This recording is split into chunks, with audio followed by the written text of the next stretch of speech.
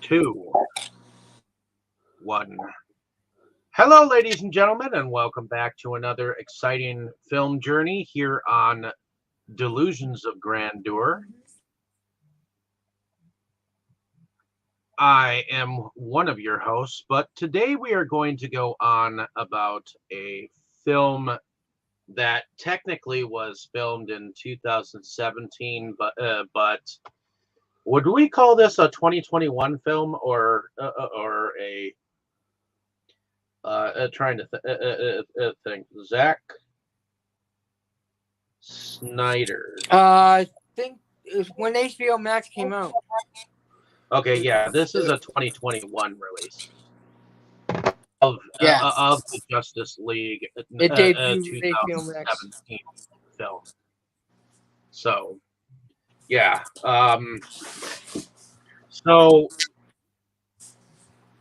This movie has a lot of,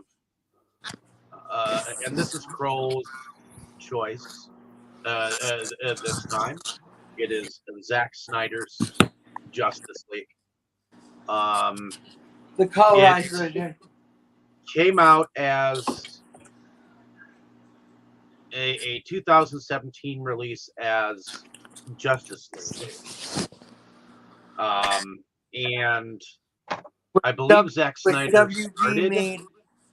made a bunch of changes, and everybody blamed Joss Whedon, but it was WB, folks, not Joss Whedon.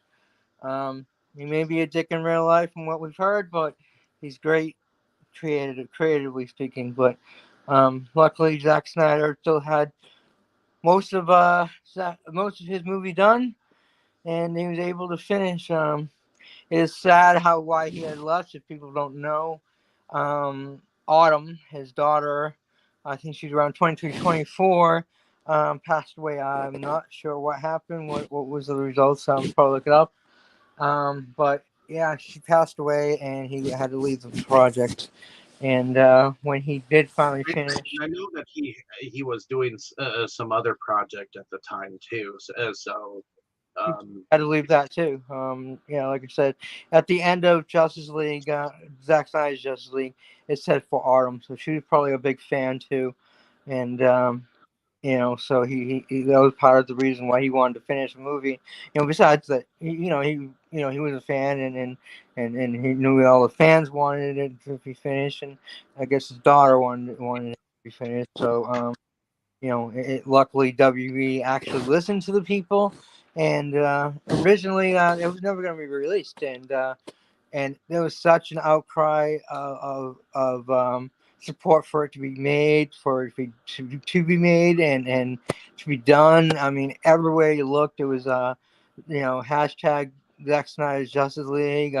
Release with the Snyder Cut. Everywhere. I personally signed petitions. It was huge, and it was such a movement that WB actually went and did. They got hold of it. Now, unfortunately, for any of those that's seen this, you can tell that this is definitely going to be there was going to be more, and there was supposed to be a trilogy, as well as more spin-off movies to go along with it, and unfortunately, we will never see that light of day. So very sad, very very sad that we won't see any of the other movies, and the Flash is gonna actually reset this whole timeline, and then they're gonna start again, because of all the issues that it had. Unfortunately, DC just had so many issues, and Marvel just been hitting it out of the ballpark when it comes to live action. DC just had tons of problems. I love both, but I'm still more of a DC fan. So, Superman and Batman for life. Yeah. Marvel has become a fucking mess. The so-called Snyder Cut stands at a 4-hour and 2-minute cut. And could be watched as a mini series. Determined to ensure that Superman's ultimate sacrifice wasn't in vain. Bruce Wayne recruits a team of metahumans to protect the world from an approaching threat of catastrophic proportions. And of course, the film stars Henry Cavill as Superman, Ben Affleck as Batman, Gal Gadot as Wonder Woman, Amy Adams as Lois Lane, Ray Fisher as Cyborg, Jason Momoa as Aquaman, Ezra Miller as the Flash. We got Willem Dafoe showing up as Wilco, who has been part of the Marvel universe. Yep. Well, Spider-Man. Still Marvel. Just it wasn't Jesse Eisenberg as Lex Luthor, Jeremy Irons as Alfred, Diane Lane as Kent. Now, actually, Jesse Eisenberg as Lex Luthor Jr. So this movie's Alfred was Scar from The Lion King. Well, he doesn't have a label as Junior in the movie, so he is. Yeah, he does. Batman versus Superman. He says Junior. He says Junior in Batman versus Superman when he's introduced once.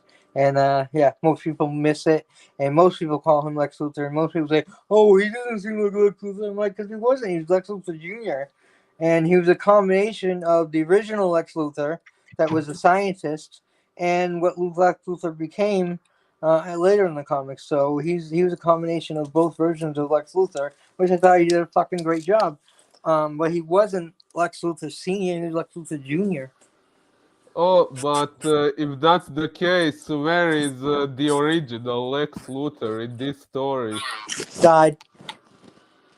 Oh, when? I don't remember that. They never had an original. They never had it. They just mentioned that that you could tell he was dead the way he talked about his father, and his father had died. So, yeah. Yeah, whereas in Smallville, you actually saw his father. And wow, Smallville's storyline was completely different than this or any other iteration. I absolutely love Smallville.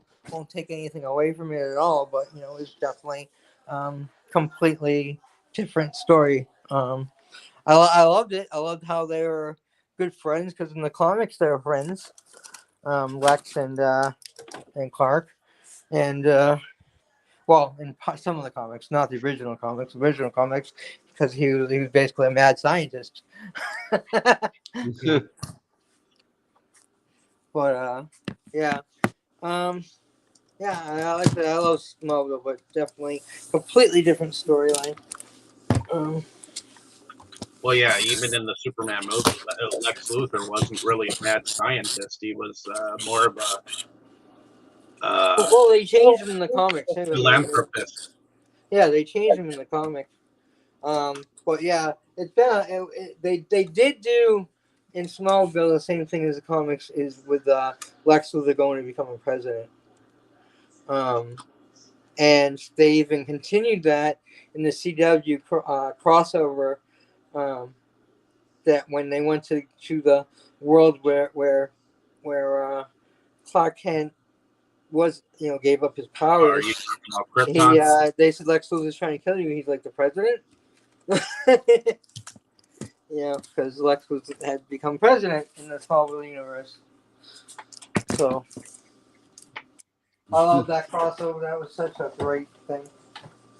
Well, I imagine even he would be a better president than any real life politicians in existence. I don't know about that, dude. as much as I think we have complete buffoons most of the time, including the current one. Yeah, it's Lex fucking Luthor. Like he's an evil mastermind. And real life politicians are not. Politicians are evil. They're usually not masterminds.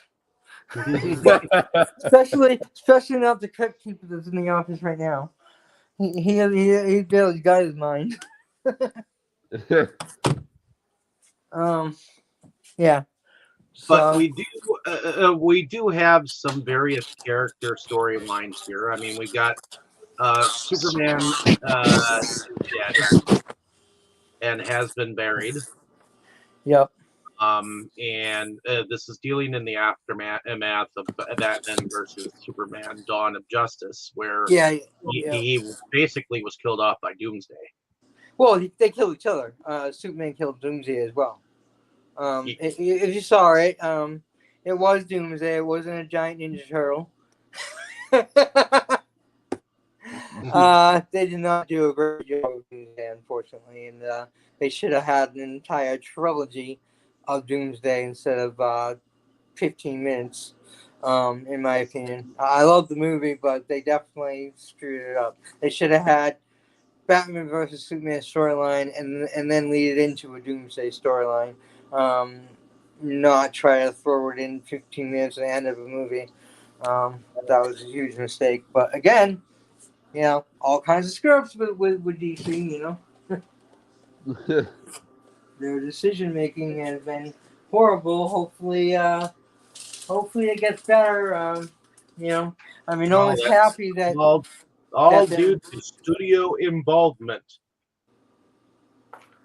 You yeah. know, if the directors don't get their vision, it's the studios Yeah, who the step studio, in and WB has think been that they know stepped better. in and making all kinds of horror. Well, they got rid of whoever was in charge, and now we got James Gunn. Um, and some people have been upset a little bit of the changes he's made, but I guess it makes sense for him to have to scrap everything, whether you like it or not. Um, I don't like that.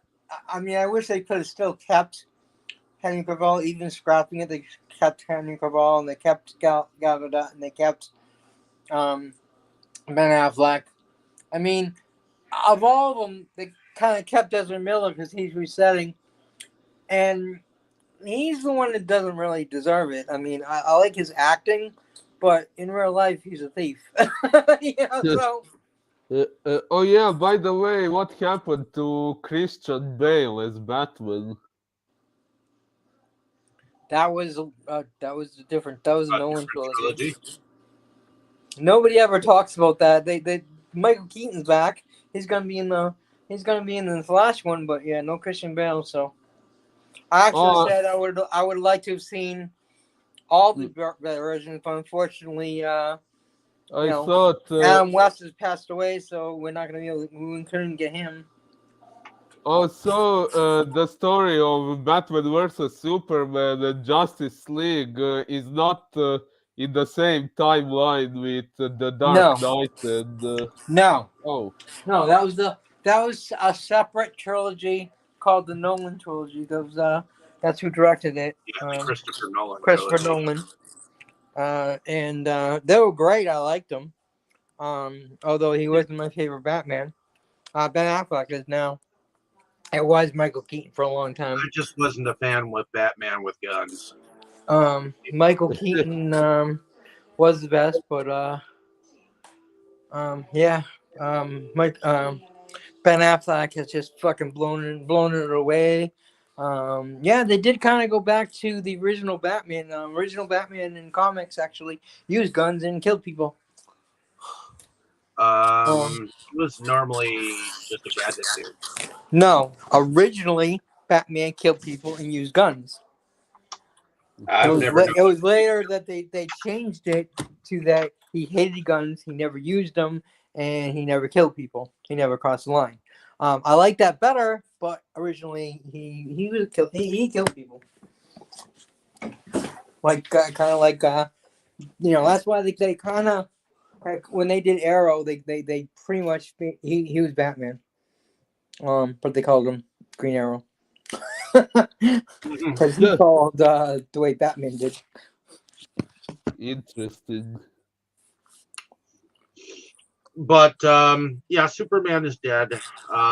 So we got that going in the background. We've got we got Wonder Woman and her Amazon women who are protecting this Well, land. no, Wonder Woman wasn't there. Wonder Woman's in our world, with the world of men. It was her mother, Hippolyta, was there, and when the box starts to wake up, and they're there. I mean, they're there protecting it. Like literally, they have somebody there every single day for thousands of years protecting this thing. Seeing that no one gets to it. And then it's stirring, and they're like, get the queen because they know some shit's supposed to go down, and Yeah. so we see that, and We we, also we get also see the Lois. She's getting coffee, and it's pouring, and she has an umbrella, and we're playing music, and she goes over, and she hands the coffee to the cop, and he's like, "You don't miss a day." And she's like, "I like it here." And she's at the memorial where there used to be a Superman statue, which got crushed during the fight between Superman and Batman and Doomsday. Wonder Woman shows up, but she hadn't shown up yet. And it shows it was basically a memorial there for Superman, and everyone knows Lois Lane was in love with Superman. She knew who he was especially in this iteration, which I loved. I liked that they didn't hide it from her because it never made sense. Even if he does, it is kind of like a magic that people don't know who he is. She's a reporter, and she's closer to him than anybody, and she couldn't figure it out. So I'm glad they didn't do that, and she loved him so much that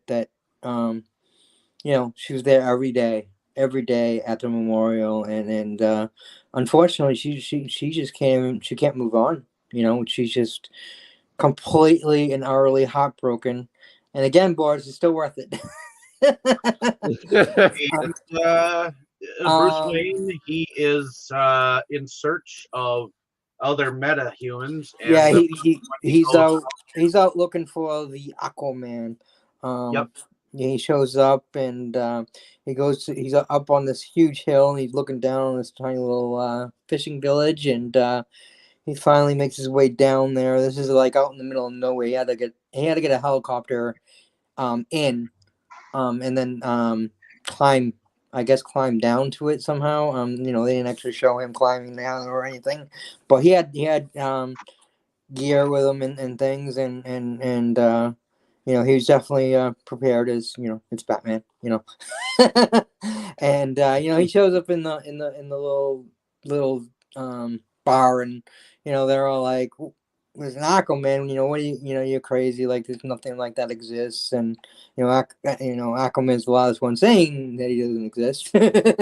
And they're all like basically telling Bruce Wayne to get lost, and he's like, I'll give you $5,000 if you tell me, and then he's like, you give me the 5,000, and maybe we'll get a message to him if it exists, and you go on your way. And he's like, I'll give you 25,000 to talk to him right now outside. And the owner says, we may be poor, but we're not stupid. Get out. And Bruce Wayne's like, I can't do that. And Aquaman steps up, and he's like, told you to leave, and he's like, I can't. And he grabs him, he picks him up, and slams him against the wall. And Batman's like, that he just pulls out the $25 and holds it out, and the little kid runs by, grabs the money, and gives it to the elder of the village, and basically, then you see them talking. He's like, so you dress up as a bat, like a real bat? He's like, yeah, worked in Gotham for 20 years, and he's like, and Aquaman is kind of like thinks it's funny that and then he's like, well, he's like, I'm not gonna join you because I don't like you butting into my business and come in here. I just want to be left alone. He goes, this is what you call being left alone. You come in here and you help these villagers all the time, you know. It's and basically, and then he's like, Superman, died by my side, and Aquaman's like, exactly, like. I don't want to be next. Basically, I don't think that was actually a great way to recruit him, saying that Superman died by his side. But I get it. I get what he was saying, but on Aquaman's point of view, I get that too. Who are you that I should die for? Yeah, and yeah. So he's like, dressing up as a bat. You're a crazy man. he's going into the water, about to go under the water and back to his people and all the little village people. Which this was not in the theater cut at all. The village people are all standing there watching him go, and he's a god to them. He's their god. He comes and protects them. He comes and makes sure they're fed and he saves them, like he's their protector. He's he's a god. And women sing to him. That's why when Bruce Wayne comes sniffing around, like they're like, no, like they're not gonna let anyone go to their god. And they start singing this song, and even though it's in different language, it's beautiful, and I Yeah, love it. And it's just what was the purpose of that song? Why did they honoring start they're singing? honoring their god, the Aquaman. They're honoring him. Ah, Yeah, I that's Yeah, what see. this. they're pretty I much mean, like I sending said, him I on don't their way know what the with their blessing. I don't know what the words are, but you could just tell by the song that they're honoring their god. Like they I mean, I don't know if they actually think he's their god or whatever, but to them he's a god. He's their hero, their protector. They're Superman basically. I mean, so they're honoring him. And unlike they all know who he is, but I mean, I don't know if they do know he's Arthur Curry, but yeah, so he doesn't have a secret identity like Superman, but he didn't really need one. You know, but so he goes back and Alfred's like he says to Alfred, he's like so he join and he's like no, he's not joining. But Batman's still hopeful, and he's like, Alfred, of course, is like, maybe a man who roots in a bat cave all day long isn't cut out to be a recruiter. And Bruce Wayne kind of ignores him and goes from his helicopter into Okay, his so this is the private jet. English translation. This is the English translation of that song, and it is actually called Visio Senda Rosu. This is what it translated as: My eye and your eye, oh those beautiful stones. Mine is yours, and yours is mine. You know what I mean. Long it's been since I saw him. Truly beautiful he was. All that he could adorn one man, he excelled most among men. For you I grieve most of all men, worn by a flood of tears. Oh, that we had never met, my dear good friend. I never saw another like that shining man. God alone knows I loved him with every inch of my heart. Though hot geysers should freeze, valleys should cover with glaciers bare, stones should speak, and all that is, never will I forget you. The eye is quickly clear of tears, loyalty breaks to pieces. My heart is wounded, betrayal is hard to endure. Best I know your blossom, the beauty deep in your fields. Farewell, my Ijafudur, the fairest of lands. I recall our first meeting, though ancient love recedes. Now it's like two dogs should meet at a fox's den. Ooh. Guess that's probably That some kind of saying or something. is the translation of the song that was sung. So Yeah, like I said, I like it, but it doesn't really need to be translated in my opinion. even though thank you for translating it. But in the movie, I like the song. But that's how music is. Music transcends language. Even when you don't understand what they're saying, um, you get the gist of it. You get the feeling of it, the feel of it. You get what they're going for with music. I love music, so yeah. I like I said, this was not in the theater version. This was something that was in this version only. And yeah, I'm so glad they put it in there and we got to hear it. It was great. We also have a football game that is being portrayed. Not yet. You Well, talking about this? eventually, You I'm talking about this? talking about the different characters before we get into like N- that are involved, and then we'll get to the plot line. well, you're skipping way ahead in Not the really, movie. because I just haven't mentioned it. That's all. You're skipping way ahead in my movie. Each character in here has They were uh, they were introduced in a certain order, and that's the way we should be talking about them. but I guess at this point in time, since you want to go in fucking order, Yes, I do, Mister. You gotta watch every movie if in you order did, and we'd do them be in doing order. Batman versus Superman. Anyways. Uh,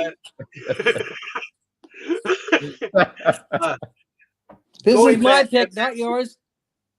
this was your pick, yes. Exactly. So shut up and let me do it. No, I don't mind you assisting, but just don't skip ahead. um. So like I said, he goes back to his private plane from the helicopter, and Alfred comes in with him, and they leave the area.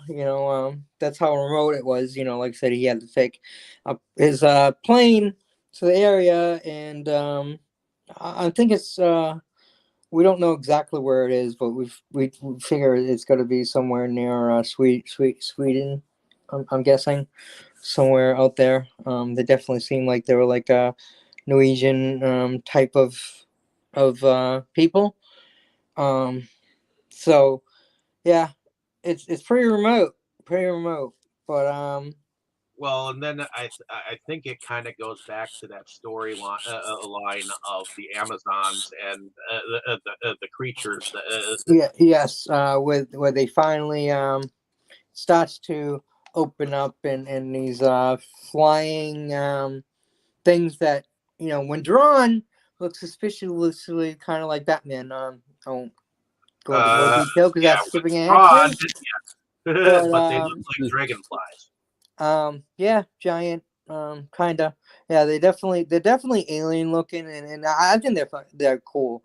Definitely something that's. I mean, I wasn't scared, but in real life, I would be. They came flying No out. shit. They definitely had an evil look, and that was their point. They're fear demon. They're basically like fear They to demons. me look like something between like a hornet and a dragonfly or some shit Yeah, like yeah. They're supposed to be basically fear demons. You're supposed to be afraid when you see them.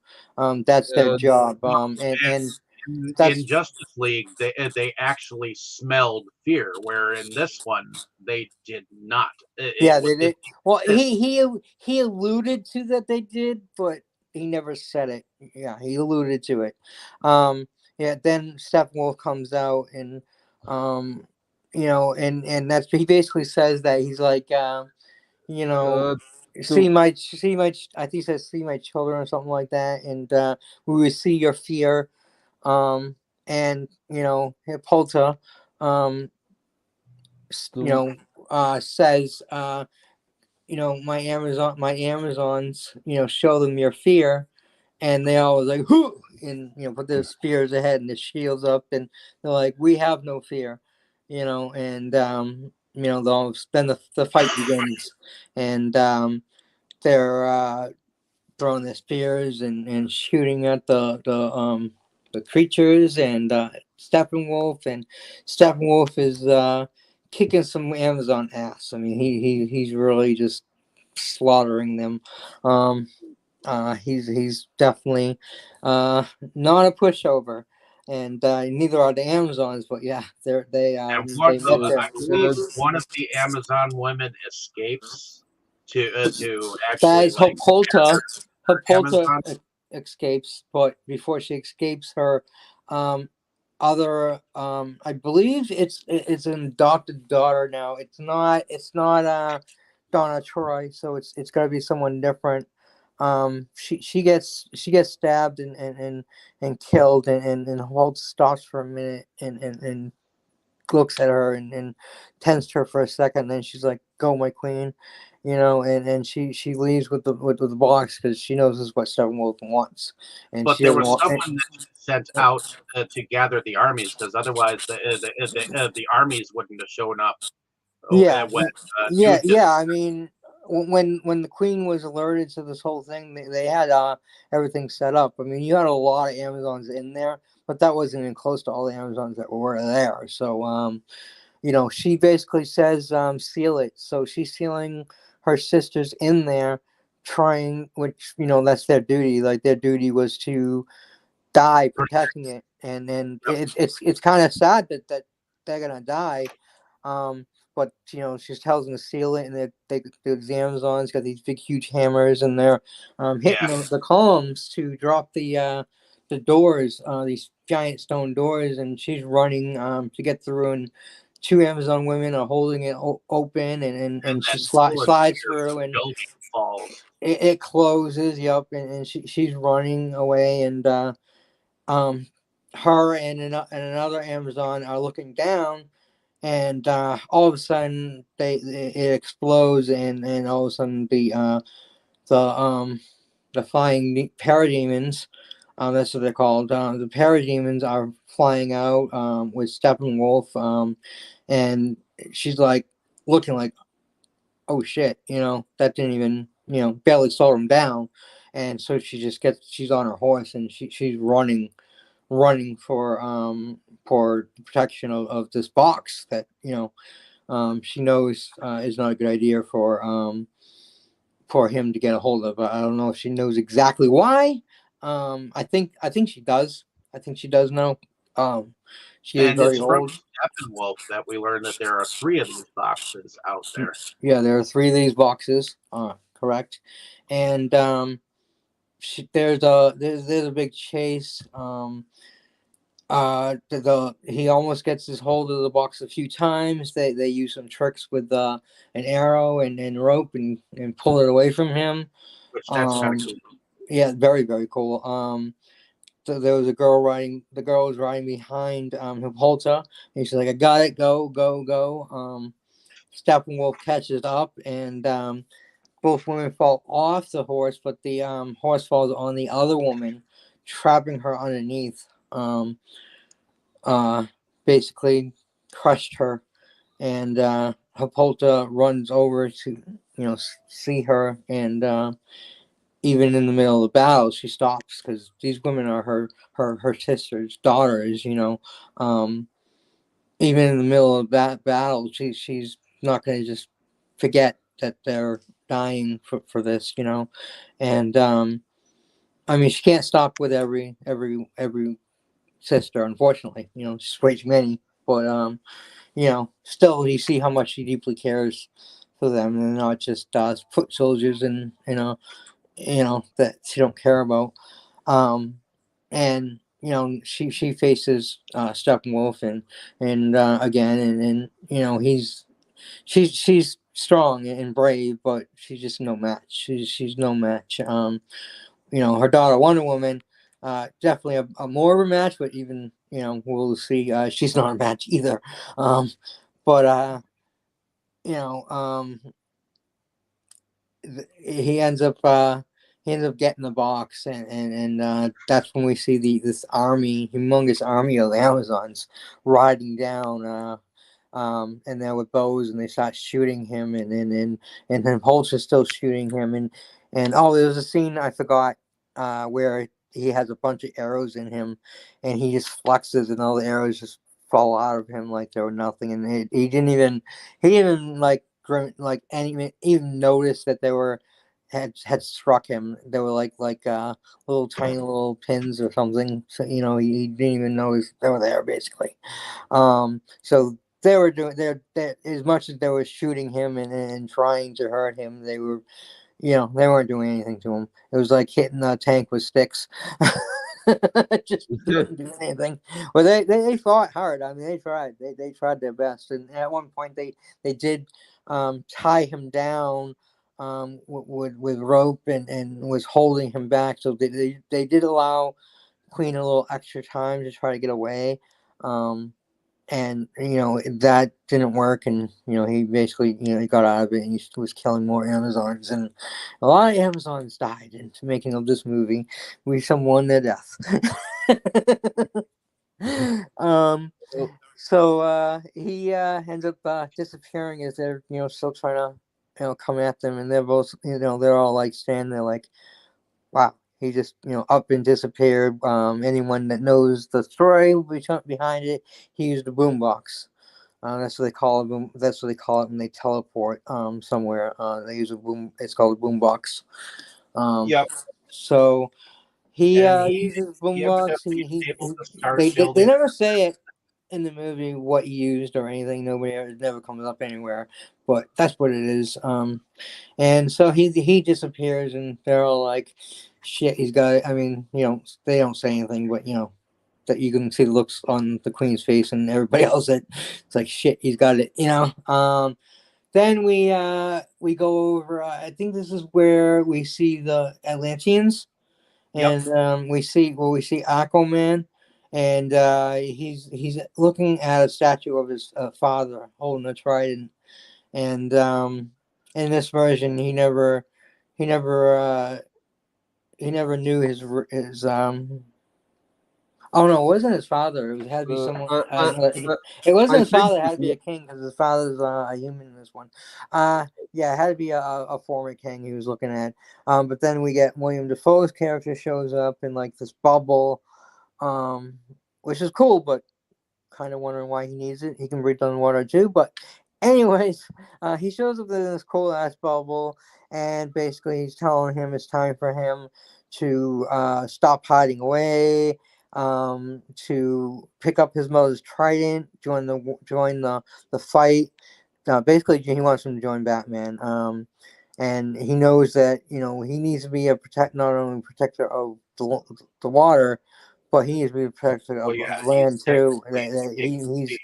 He needs to put on his big boy shoes, and big boy pants, and go play with the big boys. Stop swimming with the little fish. um, basically, and Willem Dafoe throws the trident down by his feet, and Aquaman just basically like looks at it and ignoring him, like yeah, I ain't doing anything. I ain't doing any of this crap. And this is where then Atlantis ends up getting attacked by Steppenwolf and the parademons, and they're after the mother box, and they capture one of the Atlanteans, and he's like, I'll die. I'll not give you any information. And Steppenwolf's like, you will tell me. And he just puts this like bug like spider like mechanical thing on the face, and it basically reads his mind, and tells him, the guy tells him what he wants to know. He doesn't have any control over it. It's a complete mind control. And then he crushes and kills the Atlantean, and ends up getting the mother box. And so now already at the beginning of this long movie, Steppenwolf already has 2 boxes out of 3. So we're not. It's not looking good for Earth or the heroes or anything. Heroes, we don't even have a team yet. And actually, I want to pause right here because I actually we forgot to do first impressions. So let's pause right here and go and do first impressions. And then we'll go back to the movie. It's just so exciting. I think we just want to get into it. But yeah, let's pause and go back to first impressions. So I'm gonna go ahead and start with Boris, just because I know this is your first time, and so I want to hear your opinion on your first time watching this movie. And as I heard, you never saw the theatrical version either. As far as I'm concerned, I usually say you don't need to, but it is interesting to note the changes, so you might want to see it just for that. It is only 2 hours, so it isn't another 4 hour movie. So if you feel like it, but as far as the story goes, this is so much better. This is a movie we should have got in the first place. But there were a few funny lines that we lost, so it is worth seeing. I mean, I liked it at the time, but it's all I knew until I saw the real version. So, what was your opinion, Boris? Yeah, well, I remember when Justice League was was in theaters. I did want to see it, especially because I had watched Wonder Woman and Batman versus Superman, and I especially liked Wonder Woman. She is my favorite character here as well. So I did want to watch Justice League in theaters, but I don't remember anymore what ended up preventing me. But yeah, now I watched this version at least, and I will say this has been so far the most enjoyable 4 hours movie you have put me through. And that's saying a lot because Return of the King was, I mean, it's Lord of the Rings, so yeah, and I think I may agree. I mean, I love Lord of the Rings, but they're completely different kind of movies, so it's hard to compare them. But as far as epicness, I mean, as epic as that was, this is like almost nonstop action throughout the whole thing. But they do stop enough to keep telling the story, so you do get the story of everybody. You pretty much know who everybody is. They do give you a little background on Cyborg just in case you don't know who he is. But the Flash, nobody needs it. Nobody needs a background for the Flash.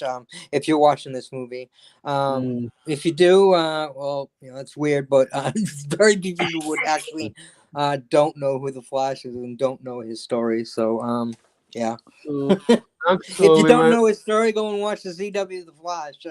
It's not connected to this, but it's a great Flash storyline, and they're doing the final season right now.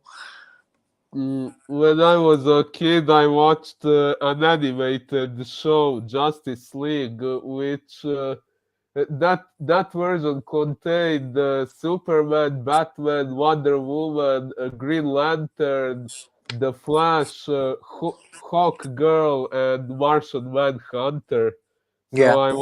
I wonder why some of those characters are not in this movie. Well, money is it's more expensive. Plus, this is the beginning of Justice League. Like Batman's forming the Justice League. That's what he's doing, Oh, recruiting people. So he hadn't recruited them. Now, originally it was Green Arrow that I think recruited people and got the Justice League. Or I could be wrong on that one, but oh, I anyways, remember. yeah. I remember Green Arrow in Smallville, but in Justice Yeah, League, in Smallville he did too, but I think in the comics he might have, but I'm not positive. I love the comics, but I never got to read them as a kid, and I unfortunately haven't read enough yet as an adult. I'd love to read more. So I know things from reading things, other things, that tells what the comics tell, and encyclopedias and wikis and things like that. So my knowledge of the comics are mostly secondhand, unfortunately. So feel free to comment if anyone's watching that knows, and that correct me if I'm wrong on Well, anything that I give, because I definitely could be wrong on this, because it's secondhand, and like I said, when I say something, it's what I think or what I thought I read, and I you may be mistaken. probably know about the comics more than I do, but No, not really, dude. I mean, I was in a comic book club with Mo and a few other people, and we did cover some. We did cover Batman and Superman comic book, which started out great and ended not so great. It was very disappointing, because two of my favorite characters ever and superheroes ever, and yeah, they had way too many writers, and they just kind of went all in different directions, and as we oh, know, and when you have different directors and different writers and things like that, even in comics, well, different writers in comics, it can really screw up storylines, and that's what they did. Unfortunately, started out very uh, strong and very good, and then ended on a good note. We read the whole run, and yeah, that was our conclusion, that it started out great and we really enjoyed it, but then it just kind of went down this rabbit hole, and there was a couple storylines here and there that was still good, but it just never um, went back to what it originally started as, unfortunately. So I was that it for your first impressions there, Boris?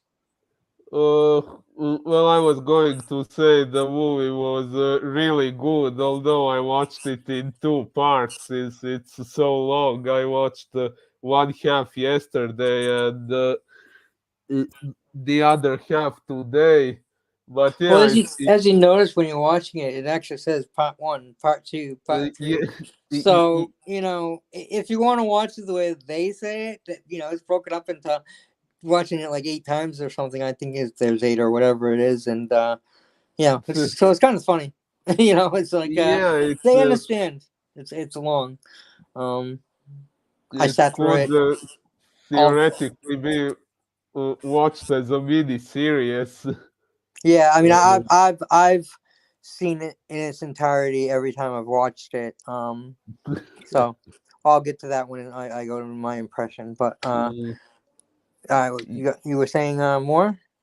Yeah, so there were some parts I found confusing, maybe because I missed some of the previous movies, or because it's been a long time since I saw them, so I forgot stuff. But Hopefully, we answer your questions, and feel free to ask a question, and we can hopefully fill you in on anything. If you saw Batman vs Superman, you pretty much know most of the story. I mean, did you not see Man of Steel? Did you miss that? I did watch Man of Steel in theaters, yeah, and Okay.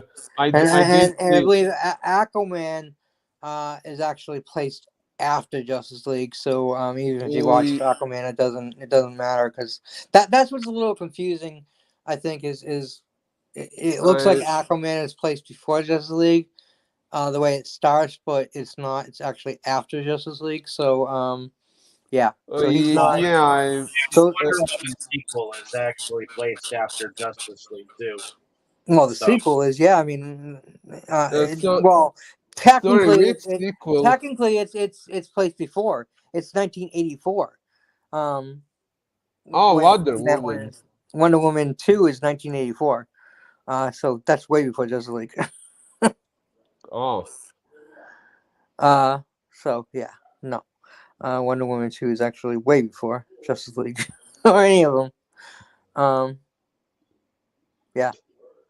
So anything else for us?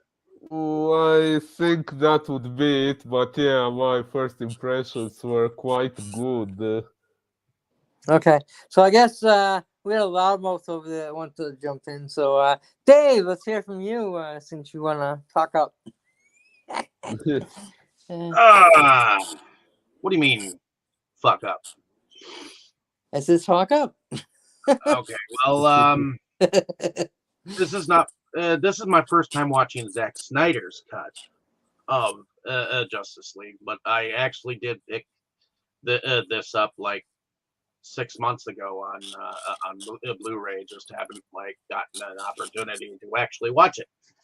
So finally, I got to watch it, and it seems like a lot was added, and it seems more fuller than the version that we got of it.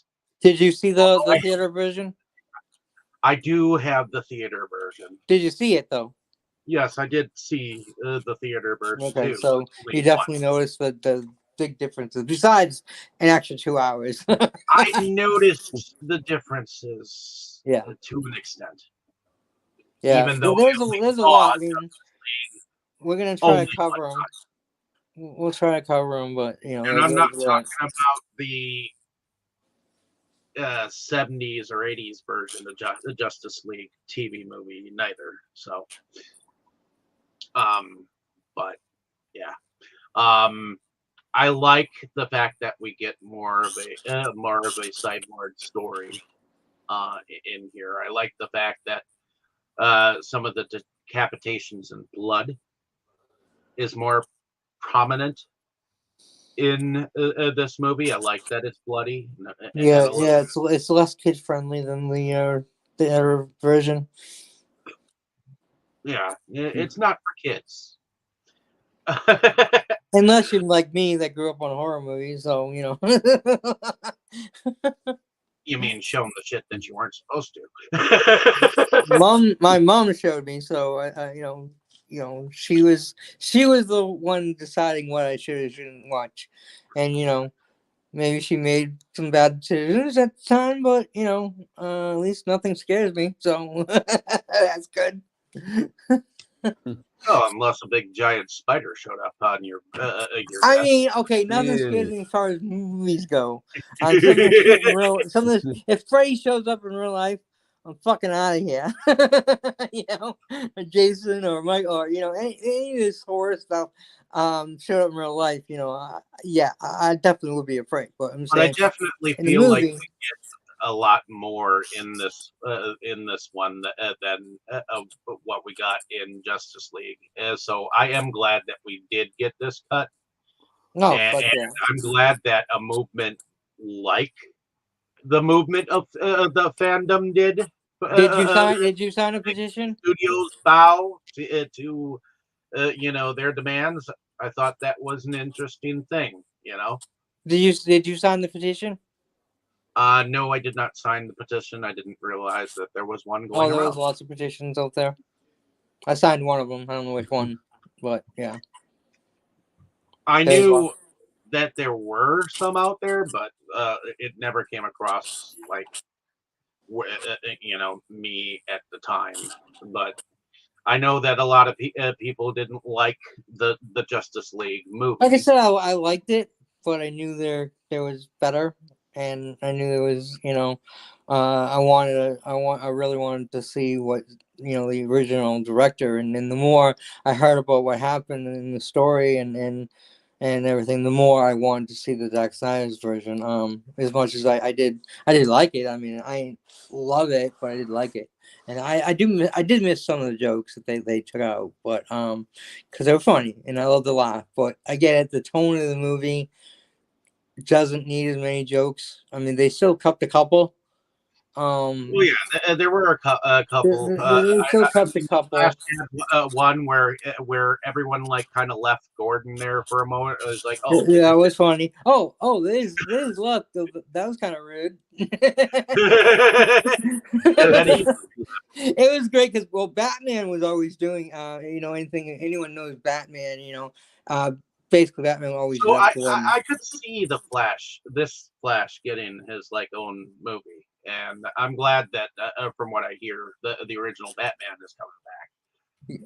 I Well, just not hope the it's original, not but like Michael I just Keaton.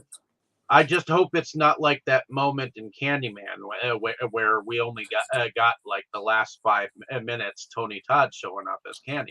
Yeah, that would suck if they go and pull a fast one and we only get them. But from the trailer, The trailer, it really looks like he's gonna be in it Well, at least more than Ben, 5 minutes. Ben Affleck is in that Oh yeah, movie. like I said, it would have been great that they gotten Christian Bale and of course the original Batman, Adam West, but unfortunately they would have to digitally put him in for him to be in it. Which they did digitally put Bruce Willis, a young Bruce Willis, in the movie Surrogates. So it is Oh, possible. and then they got Mark Hamill in Mandalorian as a young Luke, so younger Luke. Oh, So oh yeah, yeah, they definitely The can do that that. was ability. So amazing. just because they can doesn't mean they should. Like I think if someone died and they had nothing to do with the movie, like if they're in the movie, maybe finish it like they did with Carrie Fisher. Um, well, actually, they mostly used stuff which she had already recorded for the previous movie. In the last one.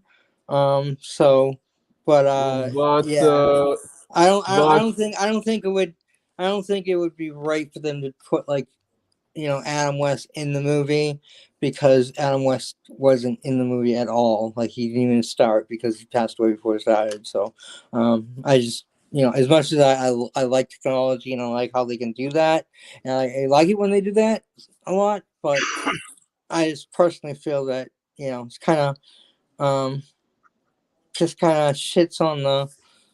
It kind of always shit on him, to put him in a movie he was never in.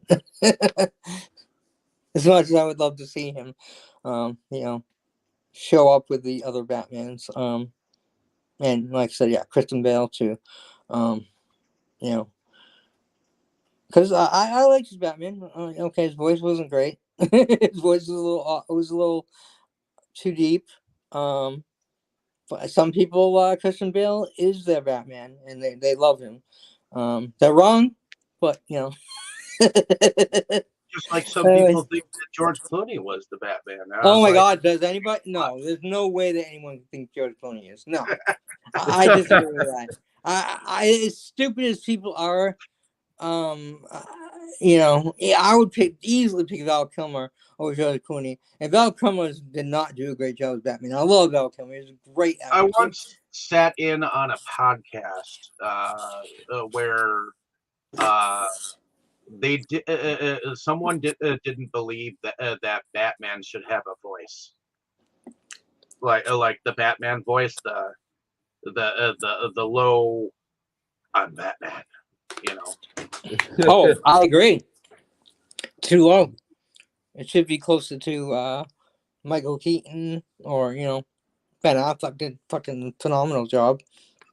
Um, um, even even even you know Diggory over there did a great job in the Batman. So just but the only thing my only complaint with the Christian Bale is the voice was and especially got even worse in the third movie.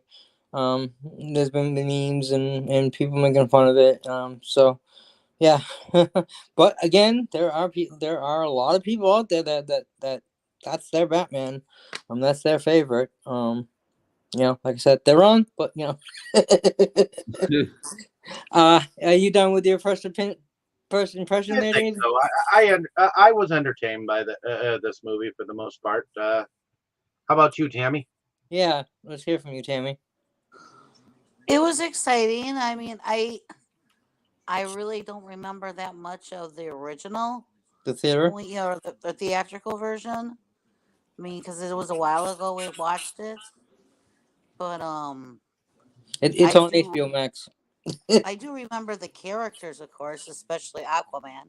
Um, Because you think Jason Momoa is hot, right? Like every other woman, and probably gay yeah, guys, and even some guys that aren't gay. Yeah, but she saw him in Game of Thrones first. Really, you didn't watch SG Atlantis? what's that? Uh, Stargate Stargate Atlantis. Atlantis. He was a main character on that show. I never watched it myself, but he was the main character on that show. He was also on Baywatch for a while too when he was It younger. was I've never watched Baywatch. Hmm. might have to check out that Atlantis stuff. But anyways, yeah, I found it entertaining. I mean, even though it was so long, I still kept, I was entertained by it, and anything I didn't get, I was like, David. Yeah, she didn't know like the origins of the Flash. Really? Really? Yeah, And I didn't remember that Superman really actually died. Oh, So that Tammy, was versus Superman. Tammy, what? crawl under the rock you've been under, and come to the rest of the world. I know we watched some of this stuff, but he couldn't even answer me as to where the Flash came from. I mean, Superman dying was the biggest news in the world, real world. I'm not talking about comic world. I'm talking about it was on the news. They actually had a parade in a funeral parade in Metropolis, Illinois. Not that that's supposed to be the metropolis of Superman. It's not, but they still had it, and people actually wore black armbands with the Superman symbol on it. It was a real freaking thing. People have had that tattooed on them. The first issue where he dies, the number one is worth a fucking mint. Not Okay, well, maybe where not as does the much as the Flash come from? original Because first. David couldn't answer that. Where'd the Flash come from? Okay, you guys I need to thought it watch. came from a toxic spill or something. No, this is not Marvel. Um, you guys need to watch the CW and or the original Flash from the 90s, or read a comic. Okay, the Flash is hit by lightning, through this. It depends on which storyline. The CW, it's actually lightning from that was created by at Star Labs. Which created a whole a bunch of Right, right. stuff. That's the CW's version. Other versions, he's just basically hit by lightning, and the lightning somehow reacts to his body, giving him super speed. And yeah, in CW and other, it was actually like the Speed Force choosing him through the power of lightning. Now in the CW, he was actually on Arrow, and he gets hit with lightning, and he was in the hospital, I think, a few months in a coma. And I think in other versions, yeah, he's in a coma because being hit by lightning. And he comes out of the coma, and he And thinks suddenly he can like he has these this super run the speed. And speed of light. in the CW version, Arrow like kind of trains him on how to use. I mean, even though the Arrow obviously don't Well, have super speed, but he trains and him his how father to is actually trains him on how to fight him, from the how to original. fight. But yeah, so that's Okay. the story of the Flash. He's basically hit by lightning. Now, in most iterations, he's a forensic specialist. In this version, he doesn't become a forensic. They don't even actually mention that's the job he got at the end of the movie. But yeah, he got the job as a forensics specialist at the Star Labs. Metropolis Police Department. He didn't work Oh, at okay. Star Labs. He never worked at Star Labs.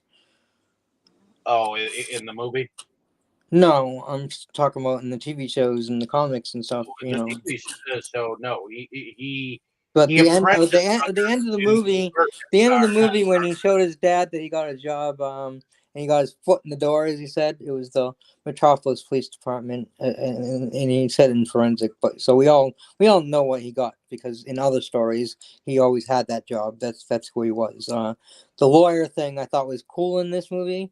The way they did that, the way that he wanted to be a lawyer to get his dad out, because in most iterations, he actually saw his mother killed. So he was a witness. He was a little kid, but he was a witness that his dad did not kill his mom, and that it was the Reverse Flash had come back in time and used his hand and well, at least with the CW version, used his hand and went through her body and took her, killed her instantly in front of him. And other iterations, I believe, is the same. That it's always been the Reverse Flash that killed his mom, and he in the new movie, he's going to be traveling back in time to save her, which they've done on CW. They've done in comics. It's always been a big thing, and he messes he up the time. finds He out. messes up the timeline when he does this. Yep. So that's what I love about the Flash is he can go back in the past and change things, which he does a little bit in this movie. We'll get to that in a while, but he runs so fast that now there's definitely been debate on who's faster, Superman or Flash. It's mostly people said on foot the Flash is faster, but if Superman flies, he's faster. Superman can actually turn back time too, as you saw in the Superman movie with Christopher Reeve. He turns back time, flying. So and also other versions of the Flash are faster than Barry Allen Flash. But anyway, he's still the fastest man alive, at least on foot. And they're not gonna say that, but technically speaking, you can say the fastest human because he is human, and Superman is not. Yeah, he so that's the origin of the Flash for those of you that do not know, and now you know, Tammy, the origin of the Flash, and now you know, Dave, which I can't believe you didn't know. But yeah, that's the origin of the Flash, and Flash is an awesome character. I've always loved the Flash. Um, Well, but I guess I did enjoy the movie. I mean, um, yeah, Aquaman is one that I really like, but I do like Wonder Woman too. And I did see the Wonder Woman movies besides the Aquaman movie. mhm. The only one I do, and I did see the Superman movies. I just don't remember a whole lot from the last one where he died. For some reason, I don't remember that one that much. Um, So that's why I I wasn't for sure that he really died. I thought it was just a spoof at first that he was dead. Now, did you see the original theater version or the director's cut Of which one? of Batman versus Superman? mm, Probably the theater one because Well, whichever one I couldn't. the director's cut, there was a lot of issues that people had with Batman versus Superman, and the director's cut doesn't fix all, but it does fill in some holes that the theater version didn't have. So again, we should have had that version, the director's cut. So the director's cut is definitely a better version. It's not that much longer. It's not 4 hours or anything. It's just a little bit longer. The director's cut is just a little bit better. It's also on HBO Max, as well. David, You can probably buy the director's cut. which version did we watch of the Batman versus Superman? Was it director or theatrical? The ultimate we watched. Is that the director's cut? I'm guessing. Yeah. Okay. Okay, so you did watch the better one. Good. I watched both. It does have the theatrical on it as a choice. Right. But we watched the ultimate.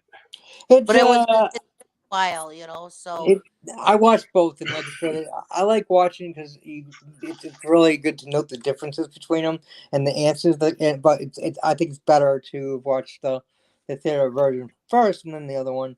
Like I said, I watched it in the theater, so yeah, I definitely saw that one first, and then when I saw the director's cut, I'm like, this would have quieted some of the complaints in the movie, not all. There was way too many. As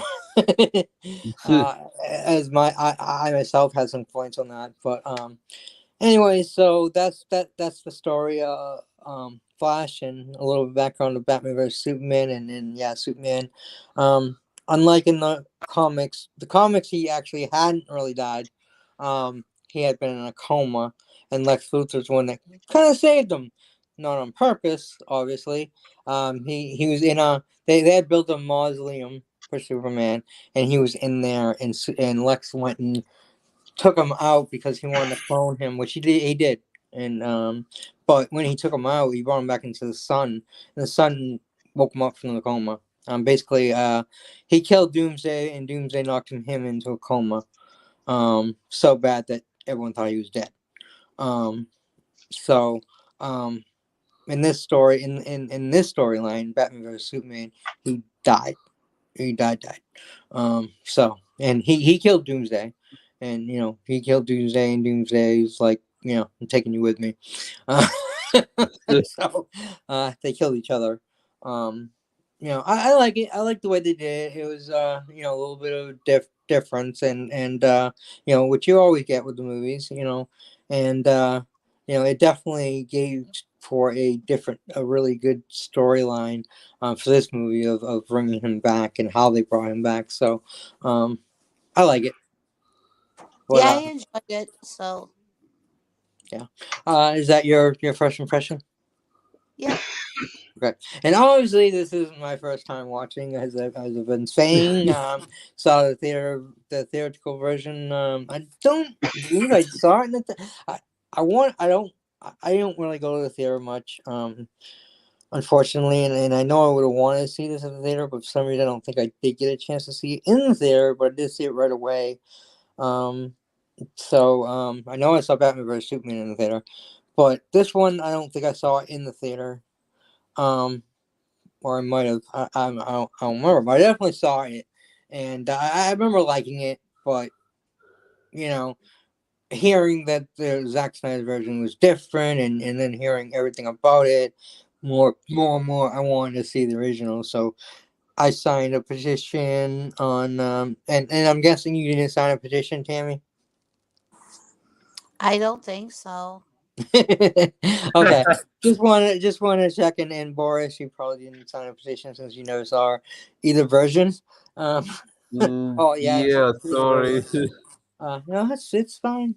We got enough people, so we won. Yeah. Yeah, and now everyone thinks they can do it. I hear hashtag this version, director's cut version of everything, and yeah, there is director's cuts, but this was a special one. So yeah, I don't think it started a precedent. Um, but anyways, this version, I heard about. I'd wanted to get HBO Max because I heard Big Bang Theory was going to be on it, and then they announced this, and I'm like, oh my god, I can't wait! I pre-ordered it. The moment it was available, I was like, okay, it's like 3 o'clock in the morning. HBO Max just came out. I'm a night owl, but this is a 4-hour movie, so let's watch half of it, and then I'll watch the other half when I wake up. Okay, so Yeah, I you're started a watching it, novel. and I'm just like, this is so fucking awesome, and I watched the whole thing at once. I just couldn't help it. So I go to bed, I wake up, I'm like, I gotta see this again, and I watched it again, the whole thing, 4 hours again. I've never Yeah, done you're this a with novel. any movie, where I watched it back to back like that. Was just a little bit of 6 hours sleep in between or something like that. Yeah, I absolutely just fell in love with that version, and it's so long. You miss so many things. I mean, even watching it again this time, I picked up things that I missed the other 2 times, and I definitely want to see it way more many times. And I'm sure each time I'll find something different, because even with Lord of the Rings, you find something. In the Lord of the Rings, you find different things, and these movies are so long and so epic, and there's so much action going on throughout the whole film that easy to miss stuff. So Believe me or not, a few days ago I managed to notice a detail I never noticed before, even in John Walker's The Seekers. So, yeah, it happens, man. Even short movies, it can happen. So when you get an epic, action-packed, 4-hour movie, it's gonna be all through there. Definitely one that needs to be revisited by anyone that enjoyed it. You need to revisit it because you definitely missed a lot. And like I said, I've seen it 3 times, and I need to see it more. You definitely need to see it more. and I will definitely be seeing it more. Maybe someday I'll do Man of Steel, Batman vs Superman, and Justice League, kind of a trilogy, even though it wasn't meant as a trilogy, but kind of sort of became like a trilogy, like, because we will never get the actual Justice League trilogy that we should have gotten. We'll go back to that afterwards, but yeah, I absolutely love the movie, as you can tell. Definitely my pick, and there is a black and white version as well for anybody that likes black and white. Now, I started to watch the black and white version just out of pure utter curiosity, and in the funeral scene in the very beginning definitely is better in black and white. Definitely better in black and white. And then that's it. And then stop it and watch it in color, as far as I'm concerned. And I'm not an advocate for black and white, but come on, people. We got superheroes and super costumes. You want to see those colors, those bright colors. I mean, granted, Definitely. Superman ends up with a black suit, but spoiler alert. But Oh still, yeah, what was the deal with changing the colors of Superman's costume? Superman came back when Superman came back in the comics. He came back in a black suit. Mm. It was just a thing, like, I guess representing the fact that he died or was in a coma and kind of thing, the way they did in the comics or something. Like I said, I read the novel. They didn't really get into too much detail that I can remember of why he chose the black, but it's been a thing, and a lot of people have been watching to see the black suit Superman. I mean, my favorite is original, but I love black, so I really do like the black suit Superman as well. Um, Mm. but yeah, so that's the story behind it. And Smallville did a little kind of version of it where he wasn't in the suit yet. So but when he was the Blur, he put a black shirt on with the S on it. So that was his black suit, a T-shirt. And of course, anyone knows Connor, like from the Titans, Connor Kent, which is the clone that Lex Luthor made of Superman. He always wore a T-shirt with the S symbol on it. That's his Superman costume. He jeans and a T-shirt. So that's the story of the Black Suit Superman. Like it or not, like I said, I prefer the original, but I am glad I saw the Black Suit Superman because I do like it. There's other versions of Superman that I don't like there too. Like the Russian Superman.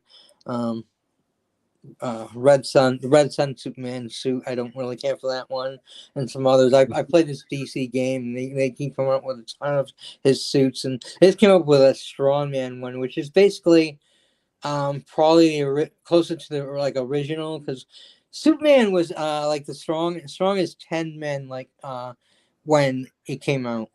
So anyone who knows Superman, he's 1,000 times stronger than that. But when he came out, he was only like strong as 10 men, and he could leap very high, but he couldn't fly. He suddenly somehow was a master of disguise and could become like anybody else too. It was very weird. I actually read 1938 until the 1950s. I read those comics. Very, very different.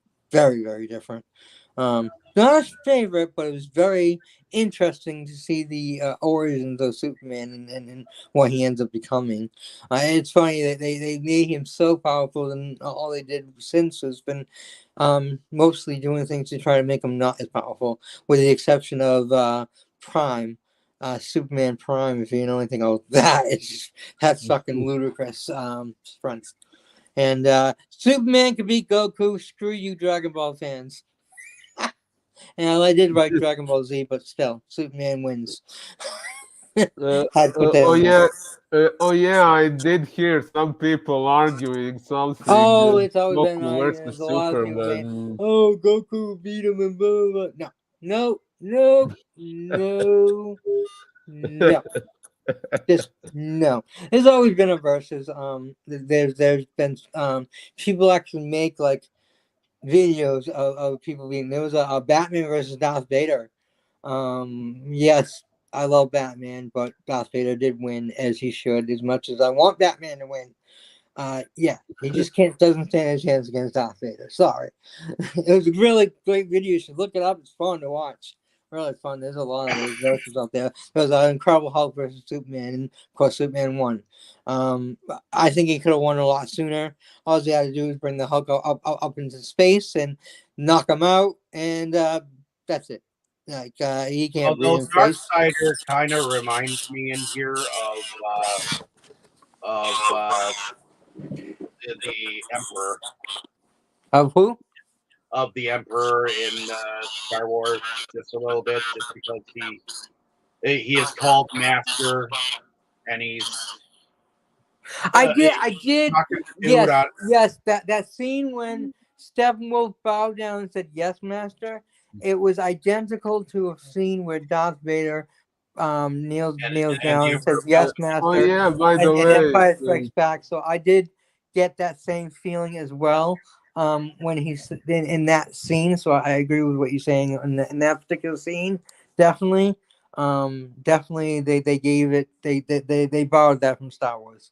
Whether they meant to or not, it could have been just by accident. People will come up with things and they don't even realize that it's been done. Even something like Star Wars, just because it's so iconic that sometimes your subconscious like says, "Hey, that's great," and you think it's your idea, and then it's not. I'm not saying that's what happened. It could have been done on purpose. I don't know. I don't really know. Maybe we should look it up and maybe we can find out that information. But it would be interesting to wonder if it was done on purpose or was complete accident. It does have that feel to me as well. So yeah, you gonna say something, Boris? yeah, I was going to say about Steppenwolf. Was I the only one thinking he looks like a hybrid of Baphomet and the Xenomorph? I don't know what the xenomorph is, so I Uh, can't say. Alien, Um, Alien. well, okay, but I don't know what it is exactly. So I guess depending on a version of Bahamut that you're talking about, I mean he has the horns, but I don't think I've seen any Bahamut that looks kind of like him. So I can't really say because, like I said, I only know half of it, and the half that I do know, I don't think so from the versions that I've seen. Uh, But you might have seen different versions than I have because there's many versions of Bahamut. So mm, you know, I okay, don't. maybe I've seen quite several of them, but Yeah. how do you not know what a Xenomorph is? Didn't you watch movies? Watch what? Alien. The movie?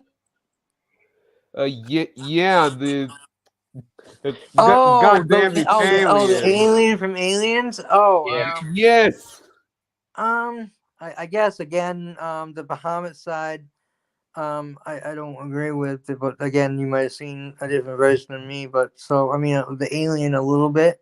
Mm. So maybe I could see a little bit see what you might be getting at, but I can't see him. You know, I don't know. Mm. What about you, Dave or Tammy? Do you think that that's a good comparison, Mm. Dave? yeah. You think that's a good comparison? I think he kind of looks like the dude that took over in like Avengers Endgame a little bit. No, we're talking about Steppenwolf, Oh, not Darkseid.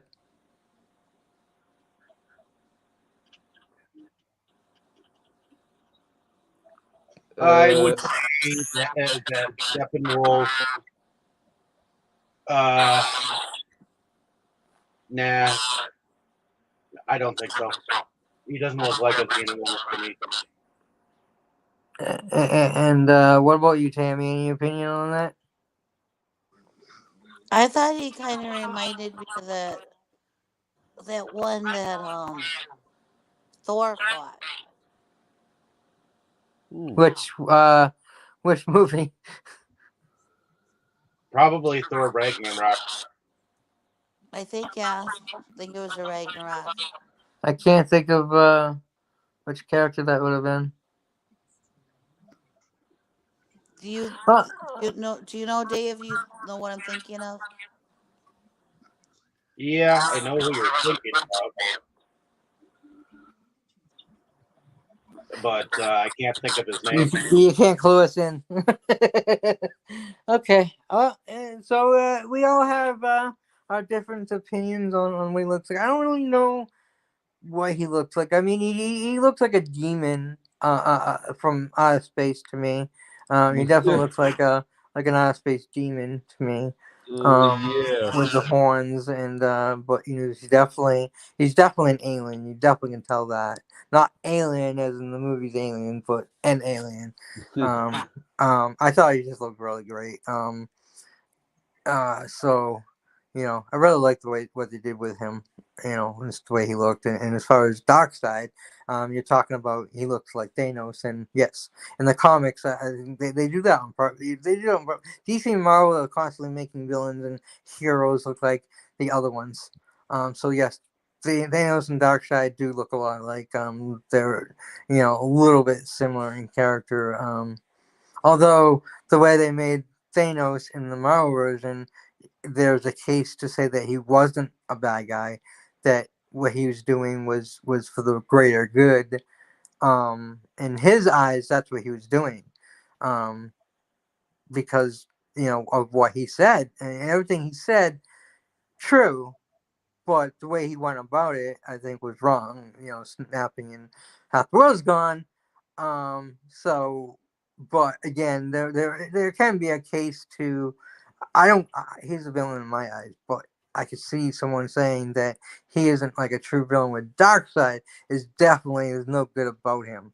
Like Lex thinks he's a good guy as well. And you can see you can kind of understand his point of view in a way.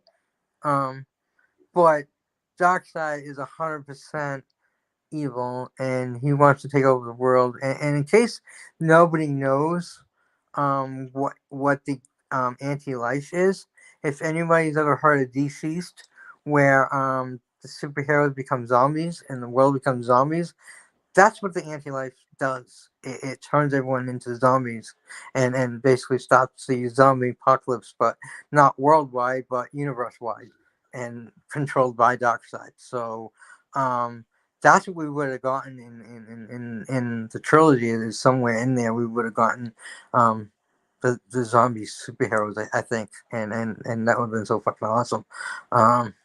So, yeah.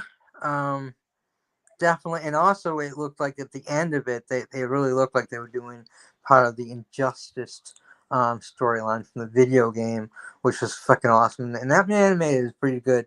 If you haven't seen it, the anime version of Injustice is great. If you haven't played the video game, it has one of the best storylines for a video game. That's why they made a comic and they made a anime movie based on the game instead of the other way around.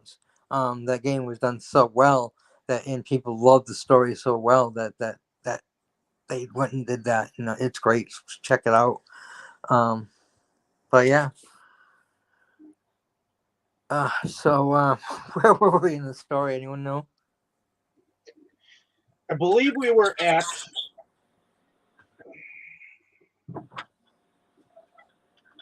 Right. Okay, so we got the Amazons. We lost that. The Atlanteans lost their cube. I think this is where I think this is where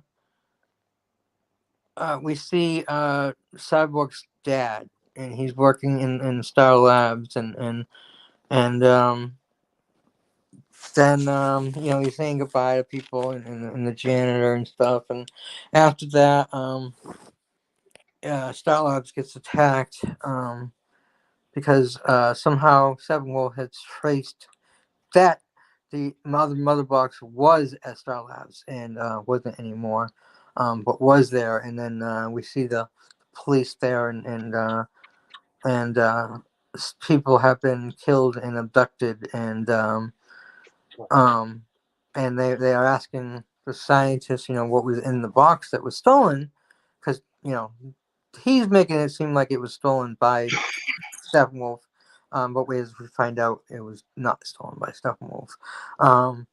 And he's like, I don't know. He's like, what do you mean you don't know? And he's like, well, that's how I was studying it, because what I do is study, um, what they call it, xenology, I think, xenology or something like that.